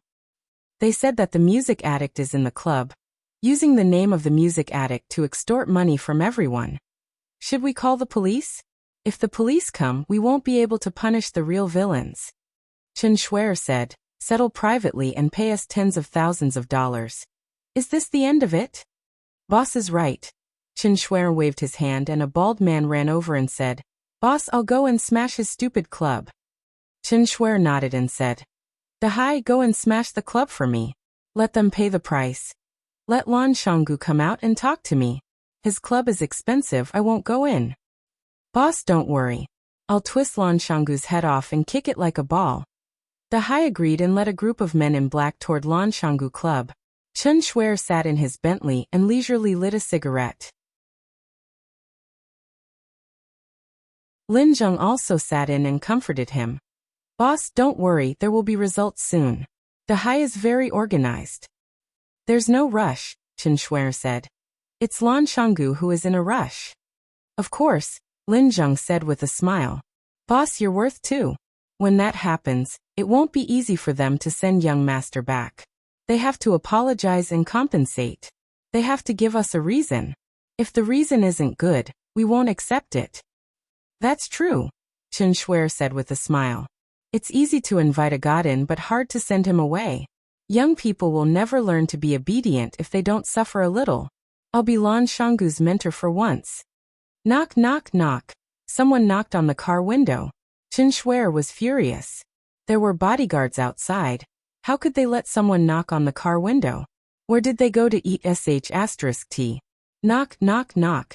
This time it wasn't knocking, it was slapping. Lin Zheng looked out the window and said, Boss, it's Lan Shanggu. That brat from Lan Shanggu is here. It was indeed Lan Shanggu standing outside. Of course, there was also Chen Shuer's bodyguard, Baldi Dahai. Baldi Dahai was being held up by two men in black. His bald head was no longer intact. It was stained with red blood. His face was a mess of flesh and blood. Who knew how many punches and kicks he took? Lin Zheng opened the car door and got out, then stood guard by the door. Chen Shuer then got out of the Bentley. He glanced at Baldi Dahai and sighed that he wasn't careful enough and fell for this brat's trick. Looking at the two bodyguards lying on the ground, he cursed them for being idiots. They kept bragging about being the top fighter of the international mercenary group, the best soldier in the world, but in less than 3 minutes, they were beaten up and dragged back.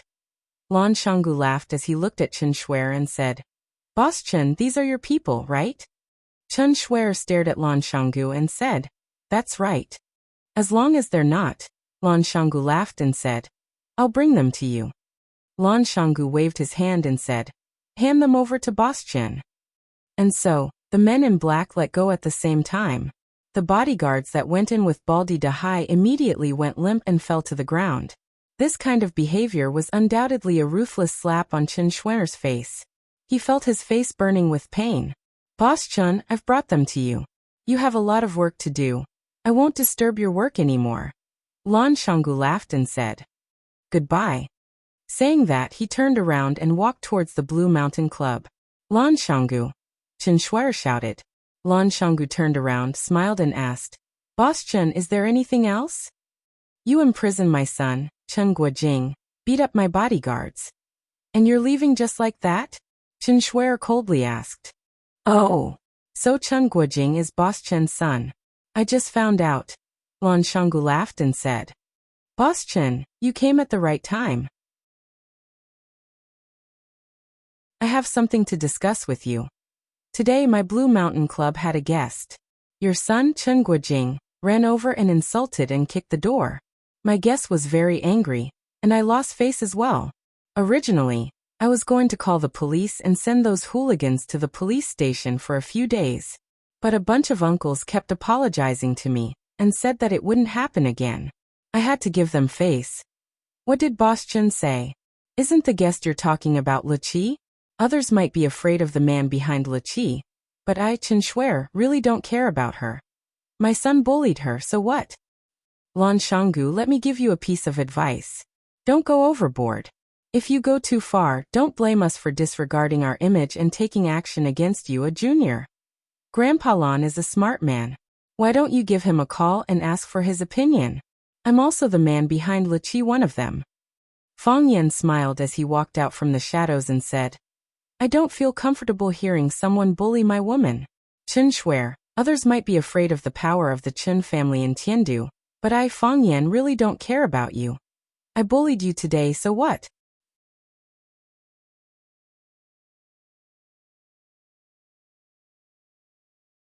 Chapter 636. Chen Shuer had many investment projects in Huaqing, so he spent a lot of time in Huaqing.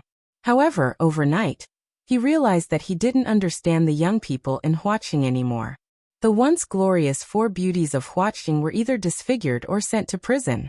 They had long become a topic of conversation, and a joke in the eyes of countless people. Lan Gu broke both his arms and left the Lan family, becoming rootless duckweed. Because of this, when Chen Shuer heard that his son, Chen Guojing, had a conflict with Langu, he only sent a lawyer over to deal with it. He thought that as long as the lawyer mentioned the name of the Chen family in Tiandu, Langu's only choice would be to lower their heads and admit their mistake. They would then respectfully send Chen Guojing out. He would be magnanimous and punish them a little. What else could he do to them? No matter how useless Langu was, he was still a descendant of the Lan family. He couldn't offend the Lan family too much, right? Chen Shuer was attending a small private gathering when he received a call from the lawyer, Lin Zheng. Lin Zheng was in a bad mood. He said that Langu's attitude was bad, and they weren't willing to let him go. Chen Shuer thought about it, and decided to make a trip himself. No matter how busy his business was or how important his connections were, he had to be extra careful when it came to his son. He had already thought about it on the way here. First, he would let Baldi Big C and his men destroy the Blue Mountain Club from the inside out. Then, he would let Lan Shanggu come over to apologize personally. That was exactly what he did. But wasn't the ending a little too quick? Chen Shuer knew of Fang Yan. Anyone who had reached a certain level would know of his existence. Even if they didn't like him, who could easily ignore him. He was the major shareholder of Chaoyan Technology. He was on good terms with Langu's Lu Shu. He was sworn brothers with Du Qing of Qingyan Group. Such a person was still very powerful in Huaqing. However, he had offended some big shots in Yanjing, and was being suppressed everywhere. His life wasn't good. Now that Fang Yan had stepped forward and acted as if he was going to bully Chen Shuer on behalf of Luqi, Chen Shuer's anger soared. For decades, no one had ever dared to point at Chen Shuer's nose and say, "So what if I want to bully you?" Fang Yan. Chen Shuer's voice was low. He was trying hard to suppress the anger that was about to erupt. "Aren't you afraid of biting your tongue? How dare you little brats talk to me like this?" Fang Yan squinted his eyes and smiled. He pointed at Lango Valley and said to Chen Shuer, "This guy has been discriminated against for a long time. Tonight, he suddenly wanted to find someone to show off his power. After thinking about it, he thought of your son. So he picked up a wooden stick and gave it a good beating. Your son is now lying on the grass in the yard, pretending to be dead. Even if someone stepped on his face, he wouldn't dare to move. Fang Yan, don't go too far." "How could that be?" Fang Yan said with a smile. "You, the bald bodyguard, wanted to smash the club, but before he could do anything, he was beaten to death by the hidden troops in the Orchid Valley. How bad can he be? He planned it, and was waiting for you to come. Just now, I tried to persuade him, saying that Mr. Chen is a guest from afar, and that he should just ask a few of his brothers to send his people over. But he refused, insisting that he wanted to see Mr. Chen's funny expression at this time. I think he's being too unreasonable. So I followed him to see." "Fang Yan," Chen Shuer roared in anger. "Since you've done this, prepare to wait for my revenge." Fang Yan waved his hand and said, "If I were you, I would go back and watch my stock price." "What do you mean?" "When Nasdaq opens, Chaoyan Technology will buy Tiandu Real Estate's stock price. It may also be a malicious suppression." Fang Yan looked at Chen Shuer with a smile and said, "You should know something about Chaoyan Technology, right? We have plenty of money anyway." You guys." Chen Shuer's eyes were red and his face turned purple. His hands trembled, and he stammered, unable to utter a complete sentence.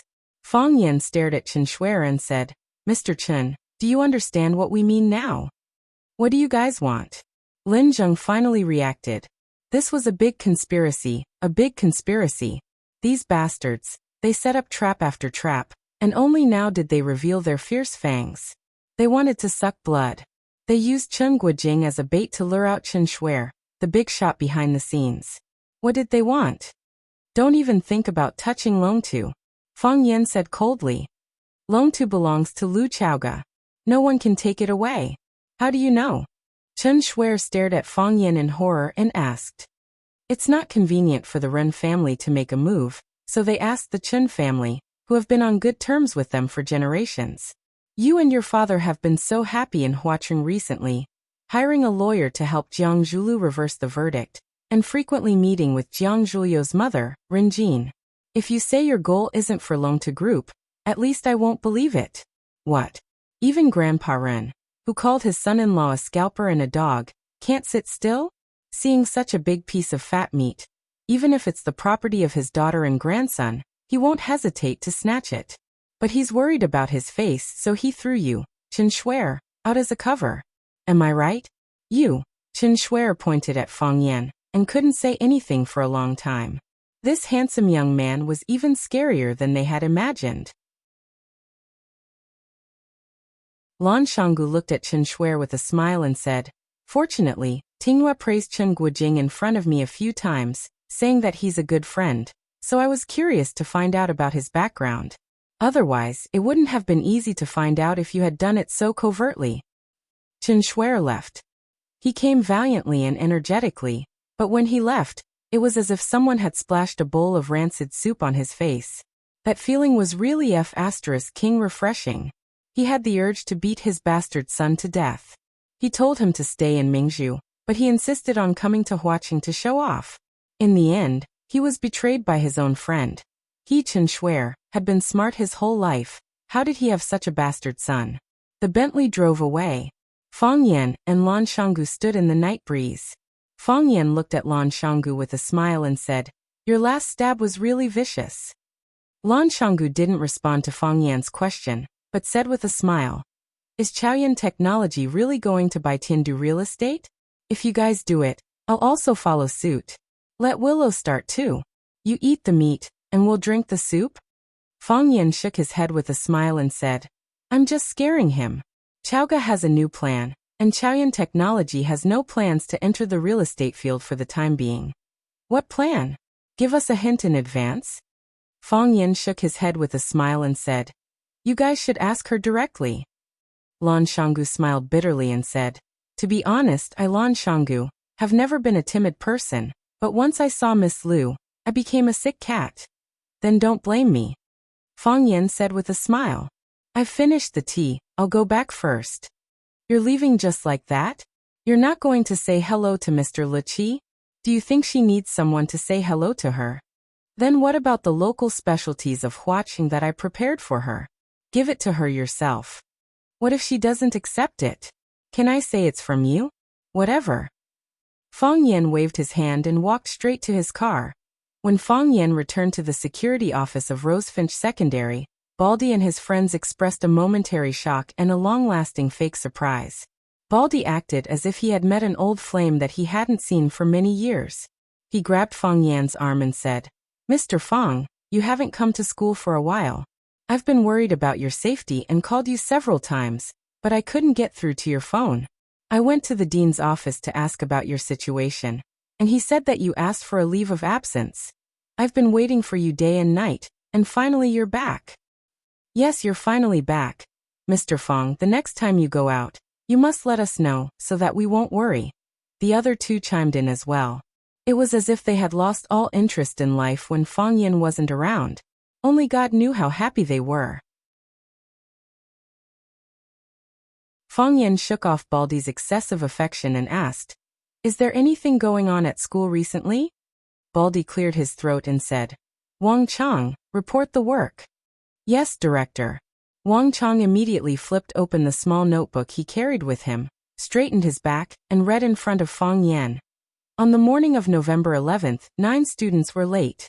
Their names are Wang Helai, Wan Mingming Li Xiaola. All right. Fang Yan waved his hand. No need to read. I'm just asking if there's anything big happening at school recently. Yes. Our school is going to build a new campus in Shenzhen City. Is that a big deal? Fang Yan nodded and said, I already know about this. What else is there? The news just leaked today, and you already know about it? Baldy asked in surprise. Then he felt relieved and said, That's right, you have Principal Lu. Fang Yan really wanted to beat him up. Knock, knock, knock. Someone gently knocked on the window of the security booth.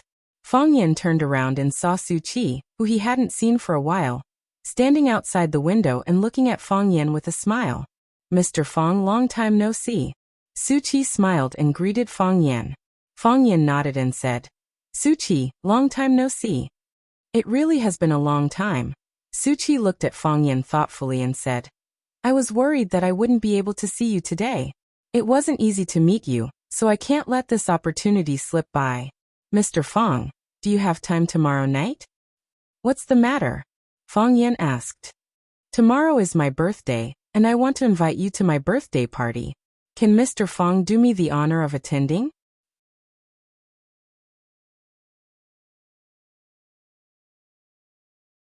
Chapter 637.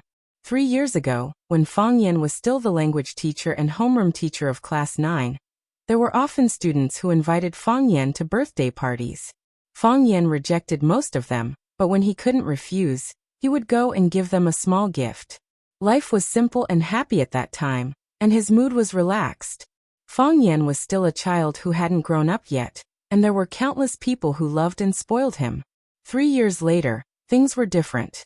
He was no longer a teacher at Rosefinch Secondary, but he became a security guard at Rosefinch Secondary to protect the safety of the students. He didn't have the mood to be a teacher anymore. He was worried that the hostility in his heart would be released and lead the students who were crazily absorbing knowledge and nutrition. He didn't expect that there would still be girls who invited him to a birthday party. Inviting a security guard? Wasn't this clearly asking him to go to those luxurious and magnificent places to show off? Fang Yan's first reaction was to refuse. He had too many things to do. Was it necessary for him to go to a student's birthday party? Moreover, it was a female student who was obviously very interested in him. Please, Rosefinch Secondary forbade relationships between teachers and students. Fang Yan wasn't that kind of person at all. Fang Yan raised his eyebrows slightly. When he was about to refuse, Su Qi spoke first. She was still smiling as she looked at Fang Yan sincerely and said, Mr. Fang, if you could come, it would be the best birthday present I've received. This sentence was too destructive. It immediately blocked the words that Fang Yan was about to say. Your coming is the best present she's received. Can you bear not to give someone a present on their birthday? Can you bear to ruin someone's happy mood? I'm free tomorrow too. Baldy touched his bald head and said with a smile. Su-Chi, can I have the honor to go to your birthday party? Of course. Su-Chi nodded. She even invited the other 2 security guards and said, You guys can go together. Let me introduce some friends to you. There's good wine to drink and cakes to eat. Wow, can we go to your birthday party too? That's great. Tomorrow, I'm going to wear the new suit I bought during the new year. Fang Yan hadn't agreed yet, but the other 3 had already accepted. Su-Chi looked at Fang Yan with bright eyes, quietly waiting for Fang Yan's answer in anticipation. Fang Yan looked at Su-Chi and said with a chuckle, Happy birthday, Su-Chi. However, I already have other arrangements tomorrow, so I might not be able to make it. The smile on Su-Chi's face disappeared and she said with some regret, It's really disappointing. Mr. Fang, though you have already refused me, I still hope that you will go, because there is someone who wishes to see you. Who? Fang Yan asked curiously. I should have told you. Su-Chi smiled slyly and said, But you rejected me just now, which made me very sad. So, I'm not going to tell you. You'll know when you see for yourself. In other words, if you don't go tomorrow, you'll never know who the person who wishes to see you is. Everyone is curious. You must be very curious right now, right? Fang Yan looked at Su-Chi helplessly and said, If I really don't go, won't you ruin someone else's business? I don't care. Su-Chi said matter-of-factly. I'm injured, can't I throw a tantrum? That's for women. She took out a few invitations from her bag and placed them on the only wooden table in the security booth. She said, There's an address on the invitations. I'm looking forward to your coming. After that, the girl skipped away. Baldy looked at Fang Yan with a sad face and said, Mr. Fang, Su-Chi has good intentions. Why didn't you agree? Fang Yan looked at Baldy with a smile and said, What? She bought you over just because she invited you to a concert? Hey, am I that kind of person? Baldy said with a wave of his hand. He then asked Fang Yan in a low voice, When will Arasima come to Huaqing to hold a concert again? I don't know about that, Fang Yan said. I haven't contacted them for a long time. Fang Yan hadn't contacted the 2 girls, Jiang Qin and Yuan Lin, recently. First, he was injured and recuperating on the mountain. At that time, he didn't even know where he lost his phone. Later, after getting someone to get a new SIM card, he didn't reply in time when he received inquiries from them. With the promotion of Summer's resources, the 2 girls became more and more popular and were liked by more and more people. Every time Fang Yan opened the newspaper, he could see all kinds of information about them. They said that Jiang Qin was in a relationship with a male celebrity, that Yuan Lin and Jiang Qin were lesbians, that Jiang Qin was going to enter the film industry again, and that Arasima was going to disband. All kinds of rumors made people dizzy. Fang Yan laughed at such rumors. He knew that Jiang Qin and Yuan Lin had a very good relationship. They were good in the past, and they would be good in the future. Moreover, even if they had a conflict, Summer would solve it well. She was a smart woman. Baldy's face was full of regret. He said, I really want to have a chance to go to their concert again. Mr. Fang, can you get me an autograph from Arasima? Fang Yan looked at him helplessly and said, Can't you have something else to pursue in life? Then come with us to Su-Chi's birthday party. The girl specially came to invite you. Yes, Mr. Fang. During the days when you were not at school, every time she came to school and passed by our security booth, she would ask if you came. Rain or shine, how many days has she persisted? I was touched by her. Fang Yan sighed softly and said, If that's the case, I can't go. It's better to avoid trouble.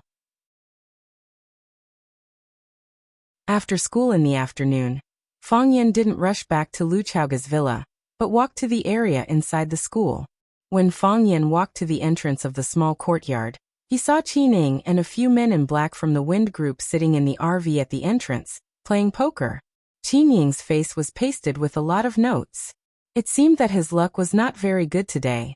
Fang Yan stood at the door of the RV and asked with a smile, Why don't you go in and sit?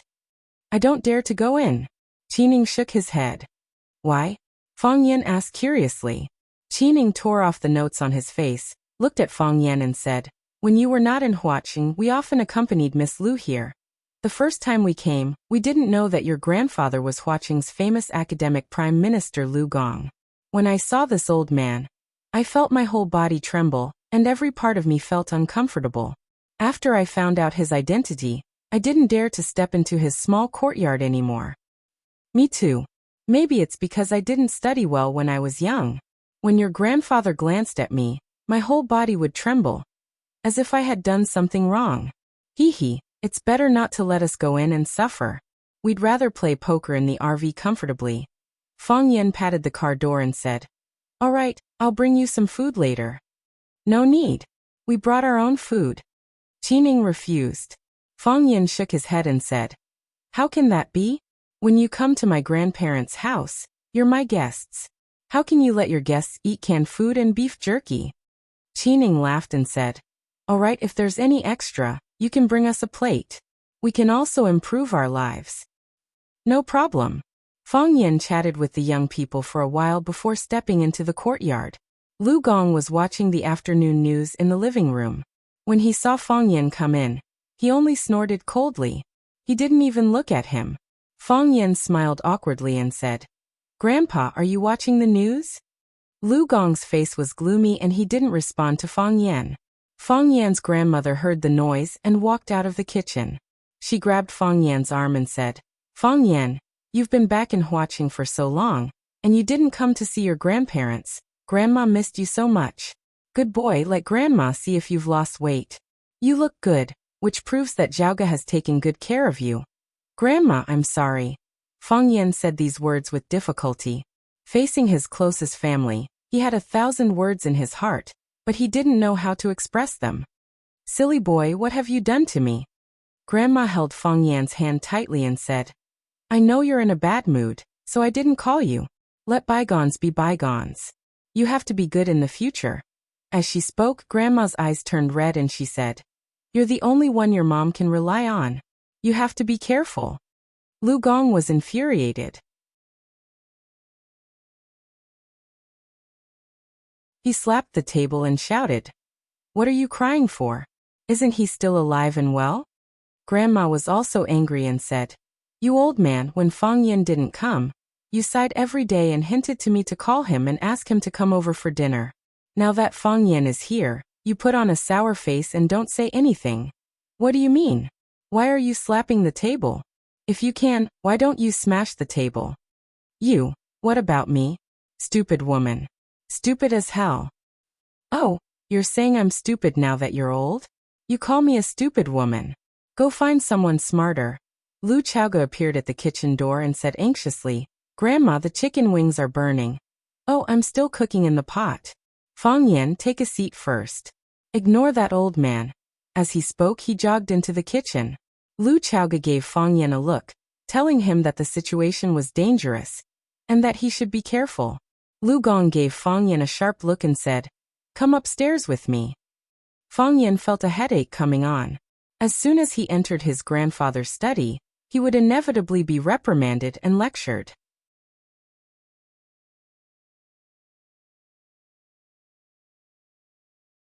Chapter 638. Lu Gong entered the study, walked straight to his big mahogany chair and sat down. The sofa in Lu Gong's house was made of wood, the chair was made of wood, and most of the furniture was made of wood as well. His aesthetic was exactly the same as his character: square, dignified, and simple. If he could straighten his back, he would never lie down. Lu Gong glanced at Fang Yan standing in front of him, pressed his raised palm down, and said softly, "Sit down." Fang Yan, who was pretending to be a wronged wife, suddenly raised his head and looked at Lu Gong in disbelief. What was going on? Why did the scene suddenly change? According to the old routine, Grandpa should have slowly brewed a pot of tea and let Fang Yan cool for a while before snorting and shouting, "Do you know what you did wrong?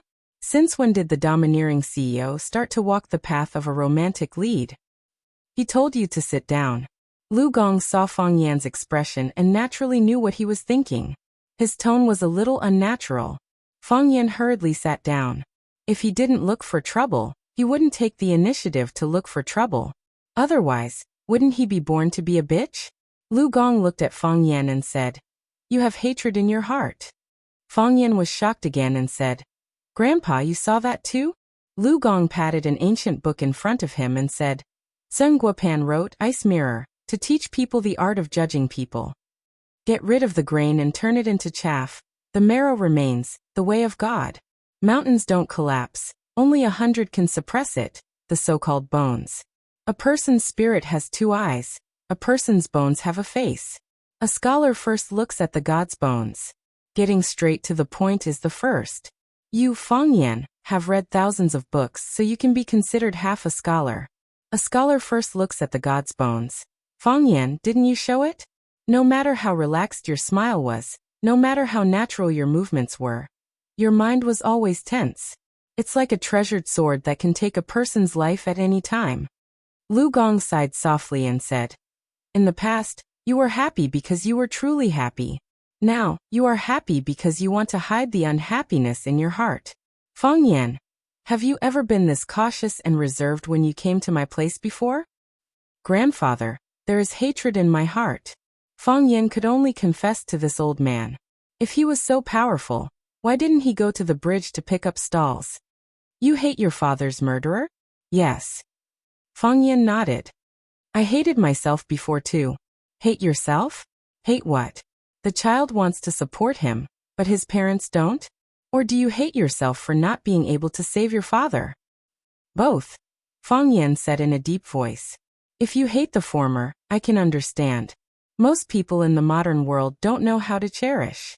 They only regret when they lose it. But that's regret, not hatred. If you hate yourself because of this, then you won't be able to rest easy in the underworld. But if you hate yourself for not being able to save your father, then that's the height of stupidity. Are you a god?" "Of course not," Fang Yan thought. "If you're not my grandfather, I'll beat you up. Is there a need to be so sarcastic? Since you're not a god, why do you think you're omnipotent? Just do your best." Lu Gong comforted him softly. "Do your best and leave it to fate. Some things are fate."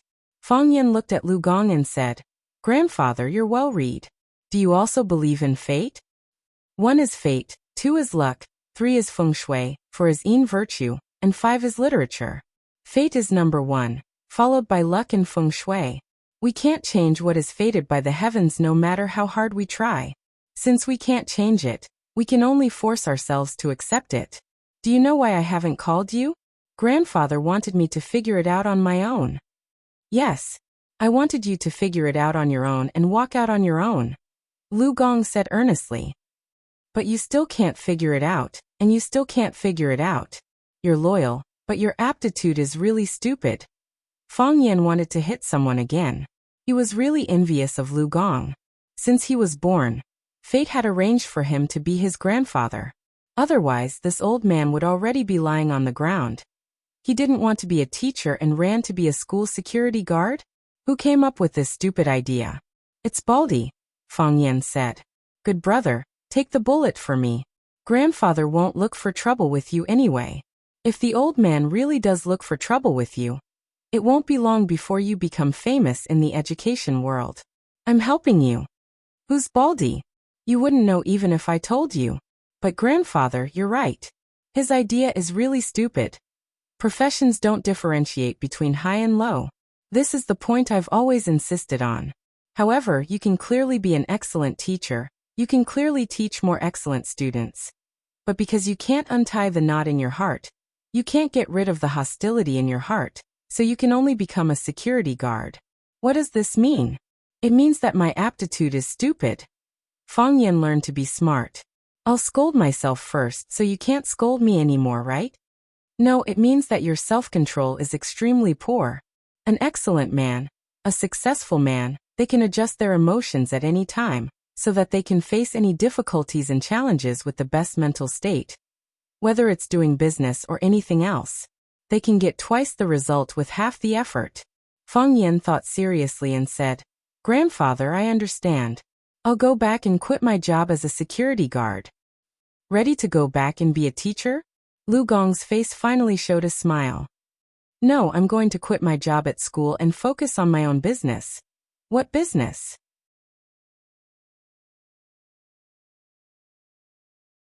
Revenge. After a long silence, Lu Gong said, Fang Yan, I won't persuade you to give up on your hatred. A person who doesn't know how to repay kindness or fight back when insulted is incomplete. But I hope you can live up to the family rules and your conscience. Rising to his feet, Fang Yan bowed deeply to Lu Gong and said, Grandfather, I understand. Lu Gong waved his hand and said, You're dismissed. Otherwise, your grandmother will quarrel with me again and say that I bullied you. Fang Yan smiled obsequiously and said, Grandfather, you're scolding me to teach me a lesson. You don't need to scold other people. Stop flattering me, said Lu Gong. Treat Chaoga well. What? Fang Yan stared at Lu Gong with wide eyes. The old man had never asked about his feelings. What was wrong with him today? Fang Yan, Yixing's accident happened to coincide with the 3 years you were away. It was Chaoga who stayed by your grandmother's side when she was the most upset. I heard from Qining that Chaoga got into a few accidents. I told her not to come, and I even slammed the door in her face a few times, but she insisted on coming here once a week. Rain or shine. Fang Yan, no matter how big a man's career is or how ambitious he is, he should always leave some space for his family and spare some attention for his woman. Otherwise, how is he different from a beast? Feelings are the most difficult things to bear in life. I hope you can take care of yourself and don't let any harm come to the good girl. Lu Gong stared at Fang Yan sharply and said, I know you're not a heartless person, but if you betray Chaoga, I'll whip you no matter how hard your grandmother tries to stop me. What if she betrays me? Fang Yan said gloomily. What the hell was going on here? Why was he and Lu Chaoga a couple again? You deserve it. By the time Fang Yan and Lu Gong went downstairs, Grandma and Lu Chaoga had already prepared a table full of dishes. Grandma wiped her hands with a towel, then went up to Fang Yan and whispered, Did the old man scold you? No, Fang Yan said with a smile. Grandfather just asked me how I've been, and was concerned about my health and my relationship. He couldn't say it in front of you. That stubborn old man, Grandma grinned. He's been stubborn all his life. Don't take anything he says to heart. Is that how you teach your kid? Lu Gong flared up again. He had spent his entire life teaching and educating people, so he liked to put his teaching methods into practice on Fang Yan. But his wife was always spoiling him, and every time, she would ruin the correct outlook on life that he had worked so hard to establish for Fang Yan. Kid. Fang Yan is old enough to get married and have kids, but he's still a kid in your eyes? Don't you always tell me not to be too hard on him when he's still a kid? That's right, I think he's a kid, but you men still think he's a kid. What kind of logic is that?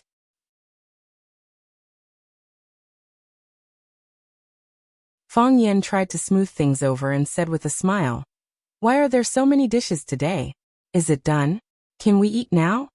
Lu Gong glanced at Fang Yan and said, Bring some dishes to Qining and the others first, and a basket of steamed buns. Okay, I'll bring them over now, Fang Yan said. He brought over a few dishes and a basket of steamed buns. Qining and the others were overjoyed. They loved the home-cooked food made by Fang Yan's grandmother. Come, let's eat too, Grandma said. Lu Gong was in a good mood today, and he even went to the liquor cabinet to get a bottle of Mao Tai. I'll have a glass and the rest is for Fang Yan. Grandma kept putting food into Fang Yan and Lu Chaoga's bowl, and her face lit up when she saw the young couple eating happily. Fang Yan, Grandma asked Fang Yan. Fang Yan looked up at her. Grandma, what is it? Tell me. I mean about your marriage with Chaoga. Pfft. Fang Yan spat out the hot chicken soup in his mouth.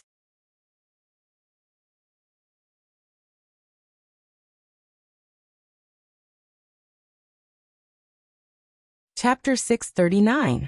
The soup is too hot. Fang Yan wiped his mouth with a napkin and said awkwardly, Can't you be more careful when you're eating? Grandma scolded him and got up to wipe the soup off the table from Fang Yan's mouth. All right, I'll stop talking, Fang Yan said with a smile. You can't stop talking. I was just asking you a question. Grandma wouldn't let it go. Is your marriage with Chaoga going to be put on the agenda? I mentioned it 3 years ago. But you and Chaoga didn't take my words to heart.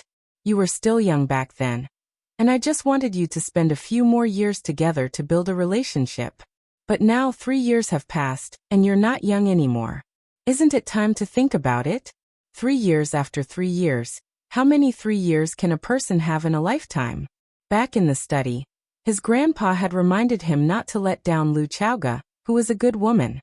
Now his grandma was seriously discussing it at the dinner table. Fang Yan understood his grandfather and grandmother's attitude toward Lu Xiaoga. In the 3 years that he had been away, Lu Xiaoga had taken his place to take care of them and comfort them. She had walked into their lives and into their hearts. They had long regarded Lu Xiaoga as part of their family. Fang Yan felt the need to explain this to his grandparents. He needed to tell them about his real relationship with Lu Xiaoga. Were they just friends? Comrades? Or partners? Or partners who relied on each other in life? Or were they close friends who relied on each other? For a moment, Fang Yan couldn't determine the relationship between him and Lu Xiaoga. She was an indispensable person in his life, but she wasn't the one who accompanied him all the time. They were still living under the same roof, and he lived next door to her, eating breakfast at the same table every morning. However, they hadn't reached that point yet. Fang Yan wanted to tell his grandparents that he had a girlfriend named Yi Ro. She was pretty and cute, sometimes a little muddle-headed, but good at fighting. She would be able to protect herself and their grandson from harm.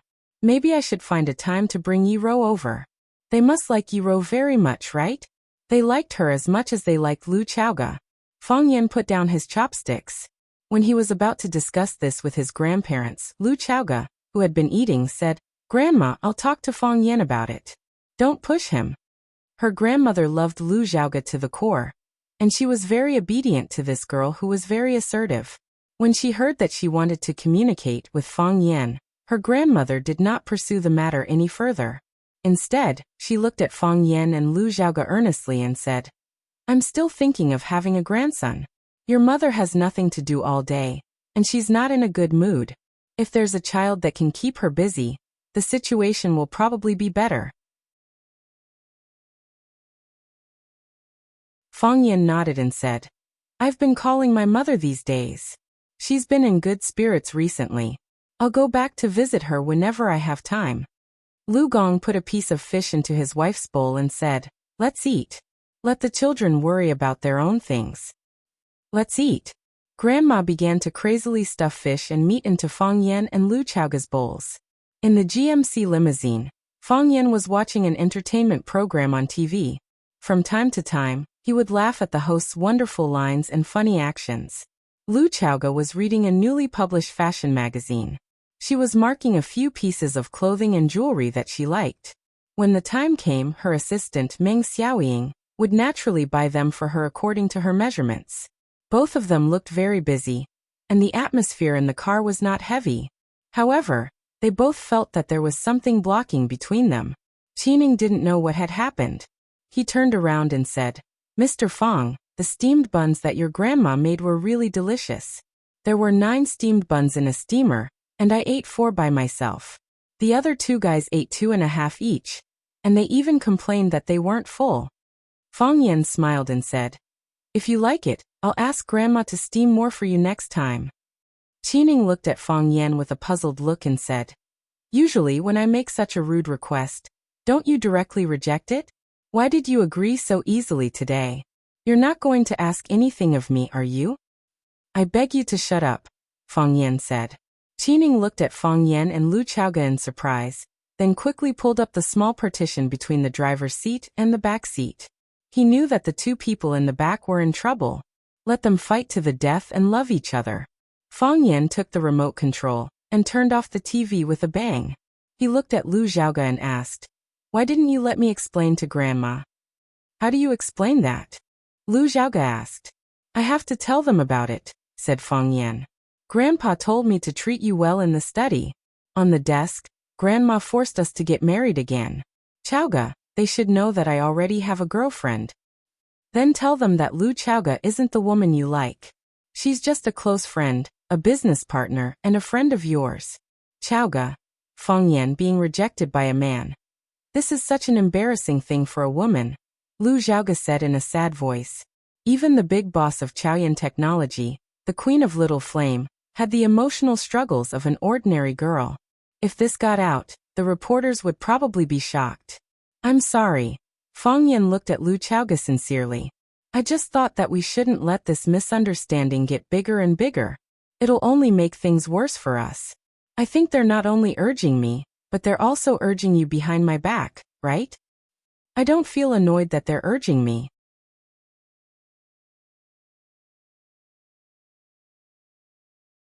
On the contrary, I'm actually happy, said Lu Chaoga honestly. Because someone cares about me, not because of benefits, but because of personal feelings. Lu Chaoga was wearing a white business suit. When she crossed her legs, the skirt of her short skirt was pulled up to the base of her plump thighs. She wore a light yellow silk shirt under the small silver jacket. The front of the shirt was pushed up high, and the buttons seemed to be ready to fly out at any time. Her long hair was loose, and the wind blew at the bottom. She wore light makeup, and her facial features were exquisite and flawless. She looked like a ripe peach. Everyone who saw her would have the same feeling. One bite, and the juice would splatter, sweet and delicious. She was already a 31-year-old woman. She had the best years of a woman, and she was at the peak of her career. However, this was also a dangerous stage, because the time between blooming and wilting was too short. Fang Yan, you didn't do me wrong. I'm the one who should be apologizing. Lu Chaoga didn't avoid Fang Yan's gaze and directly stated the secret in her heart. What you did today was right. You have the right and obligation to tell your grandparents that you have a girlfriend. You should even bring her in front of them for them to see. They are people you care about, and you hope that they can like each other. It's just that I made things difficult for you in the middle. Lu Chaoga smiled bitterly and said, I know it's wrong, but I don't want to correct it. I'm too selfish. They said that when I wasn't here, you treated them very well. I treated them very well because they treated me better. Lu Chaoga gently stroked the hair on her forehead, and her palm unconsciously stroked the beauty on the page. She said, After Aunt left, the only family I have in this world is you. I treat you as my family, and subconsciously, I also treat your grandparents as my family. After I found out that your father had an accident, I thought that they must be in a very bad mood, so I wanted to accompany them. No matter what, they are just two poor old people. On the way back, I encountered several ambushes. Although I managed to get through all of them safely, my grandfather still knew about it. He didn't allow me to visit them again. There were even several times when I stood in front of the small courtyard, and the door was tightly shut. No matter how I knocked on the door, no one answered. I still couldn't help but go over. Again and again. In the end, they were finally moved by me, and no longer forced me to leave, and no longer shut the door to prevent me from entering. Fang Yan, you are a very, very good person, and they are also very, very good people. It is precisely because you are too good to me that I am greedy for this feeling of home, so I can't bear to leave. So when you wanted to expose all of this in front of my grandparents, I anxiously stopped you. Because I realized that I am not ready. Lu Chaoga looked at Fang Yan sincerely and said, Fang Yan, it is a fact that you have a girlfriend. We are friends, confidants, and business partners, but we are not lovers. This is also a fact. Since we are not lovers, how can we always live together like this? Since we are not lovers, how can I always occupy your family as my family? I will leave eventually. I just hope that you can give me a little time. There was a trace of weakness in Lu Chaoga's eyes, and there was even a hint of pleading. I just also want to have a family.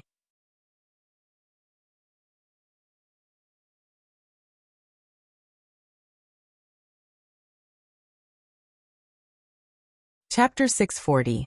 Have you ever had this kind of trouble? The person who loves me chases after me closely, and the person I love can't wait for it. Of course, it's also possible that you only have troubles after that.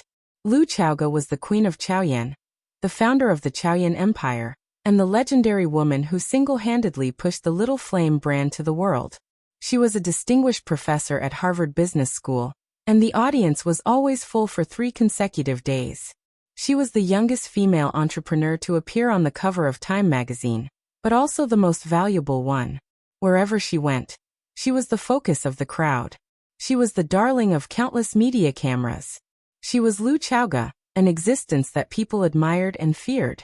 According to Lu Chaoga's current status, her life should be extremely rich and busy.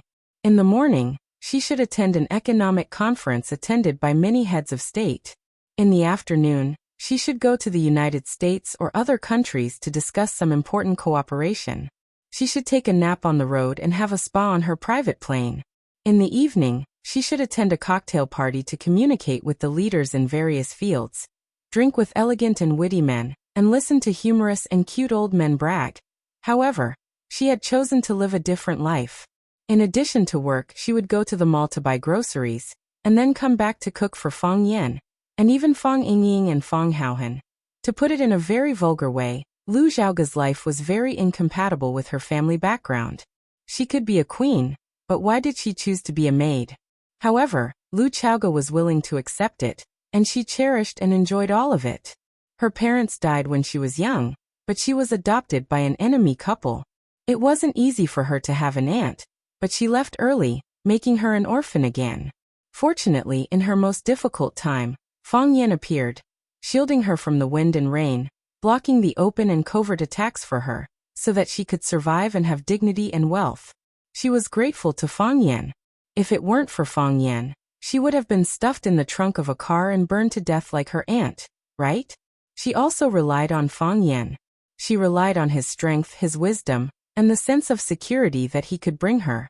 It was also because of his luck at that time that led to the current worrying and tangled situation. Lu Xiaoga was not Fang Yan's girlfriend, but many people misunderstood her as Fang Yan's girlfriend. On the other hand, Fang Yan's real girlfriend, Yi Rou, was unknown and had no sense of existence in her grandparents' hearts. Just as Lu Xiaoga said, she would choose to leave and take the initiative to solve this problem. She just needed a little more time. She needed time to adapt to living alone. This was her deepest fear, something she abhorred, but it was her fate. She could only accept it.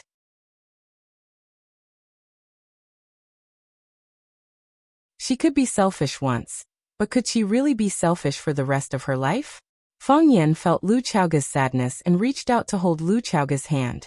Her little hand was cold, and the knee she touched was also cold. Perhaps the coldness came from the inside out. The life she didn't want to face would come again. The lively and companionable things she liked would return to the original point, returning to being alone. I didn't mean that, Fang Yan said with infinite pity. We've known each other for so many years. I understand you, and you understand me. We understand a lot of things without saying it out loud. I hope I can live a better life, and I hope you can live a better life than me. Fang Yan, I know you don't mean that. I know you better than you know me. You are a kind person and a sincere person. You value relationships and don't want the people around you to be hurt. Lu Xiaoga held Fang Yan's hand tightly, looked at him and said, You're right. This is the ending we have to face. There will always be a solution, Fang Yan said with a smile. If you don't want me to explain to my grandparents, then I won't explain. I think one day, they will know the truth for themselves. What can you do? You have a girlfriend. You have to spend more time with her. You have to live with her. You have to take her to see all your relatives and friends. This is what a boyfriend or husband should do. Do we have to be together at that time? Do we have to live in the same house? Are you willing? Is your girlfriend willing? She's gentle. She's a very good person. If you get to know her, you'll definitely like her. Fang Yan. Lu Xiaoga interrupted Fang Yan and said, Don't recklessly use that woman's feelings for you just because she loves you. If she doesn't want to, but sacrifices herself for you, what will you do? If the two of us pretend to be stupid, will it be fair to her? Will she be happy? Will we be happy again? It started because of me, so it will end because of me, Lu Xiaoga said. I won't let you live alone again, Fang Yan said with a determined expression. Lu Xiaoga's lips curled up and she said, Are you going to introduce a boyfriend to me? I don't like to hear you say that. Fang Yan smiled warmly and said, I won't say it. I'll wait for you to find him slowly. I can't find him. Why? There is a grave in my heart, burying the undead. Lu Xiaoga looked out of the window and sighed. Fang Yan could only hold her hand tightly, trying to pass his strength and warmth to her. He could also say, Be my woman. Or he could just hold her in his arms and kiss her lips. But is this the best solution? How can he face Yiro? How can he face his own heart? How can he face Lu Chaoga? What a proud and dignified woman she was. When Fang Yan was sleeping, Lan Shanggu called. Fang Yan pressed the answer button and asked, "What's up?" Mr. Luqi left early this morning. She rejected everyone's gifts. Lan Shanggu yawned and said sadly, "I was worried about Mr. Luqi's safety, so I didn't dare to leave the Blue Mountain Club." "Thank you," Fang Yan said with a smile. "You don't have to do this. Luqi likes peace and quiet. She doesn't want to be disturbed. You can go about your own business. You don't have to accompany her all the time. Even if a superstar comes, I don't have to accompany her. She's Luqi after all. Who asked her to be close to you and the woman? How can I not accompany her?" Lan Shanggu said with a smile. "I used your name to send gifts, but they were rejected by Mr. Luqi. I didn't keep a single one. These gifts are still in my treasure room. I have to get rid of them as soon as possible. Otherwise, the people who sent the gifts will think that Lan Shanggu deliberately took Mr. Luqi's gifts. What if someone comes to cause trouble?" Fang Yan thought for a while and said, "Then I'll sell them in the Blue Mountain Club again."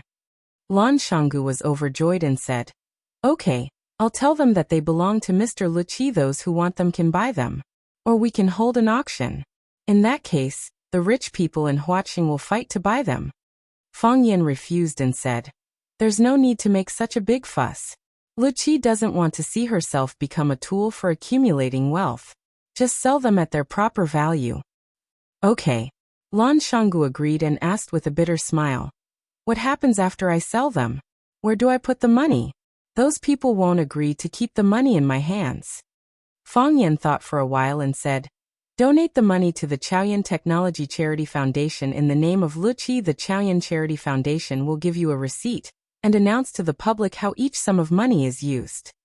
Because Lu Chaoga was an orphan herself, she could understand the loneliness of an orphan. When Chaoyan Technology was first established, she set up a charity foundation internally. Later, Chaoyan Technology grew rapidly, and the funds that the foundation could control became larger and larger. The foundation was managed by herself and a few trusted people. They continuously donated schools, food, and clothes to children in poor areas. Lu Chaoga was very concerned about this matter, so she didn't have to worry that the money wouldn't be used for the children who really needed help. "I know how to handle it," Lan Shanggu said with a smile. "I'll tell them that you and Mr. Luqi have sent countless schools, books, and food to those children. I believe you can handle it," Fang Yan said with a smile. "By the way, Chen Shuer asked someone to call me yesterday to apologize. He hopes that we can forgive his recklessness and greed. I told him that psychological trauma can't be healed in a short time. It needs time and opportunity," Lan Shanggu said. "Do you think that what I said is particularly philosophical? It's like writing a poem."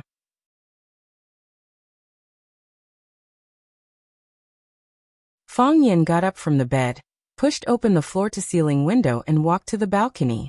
He breathed in the fresh air outside and said, "We're not punishing Chen Shuer, but the people behind him. If we easily forgive them, those people will feel that there's no cost to making a mistake. Driven by their interests, they will attack us again and again. I don't want to see such a situation." "I understand," Lan Shanggu said. "Before the matter is resolved, I'll cancel all the meals." Fang Yan smiled and said, "I'm afraid that I have a meal on my side that won't be easy to cancel." "Oh, I knew that there would be a lot of people looking for you," Lan Shanggu said with a smile. "You decide. If you say let go, I'll throw Chen Guojing out.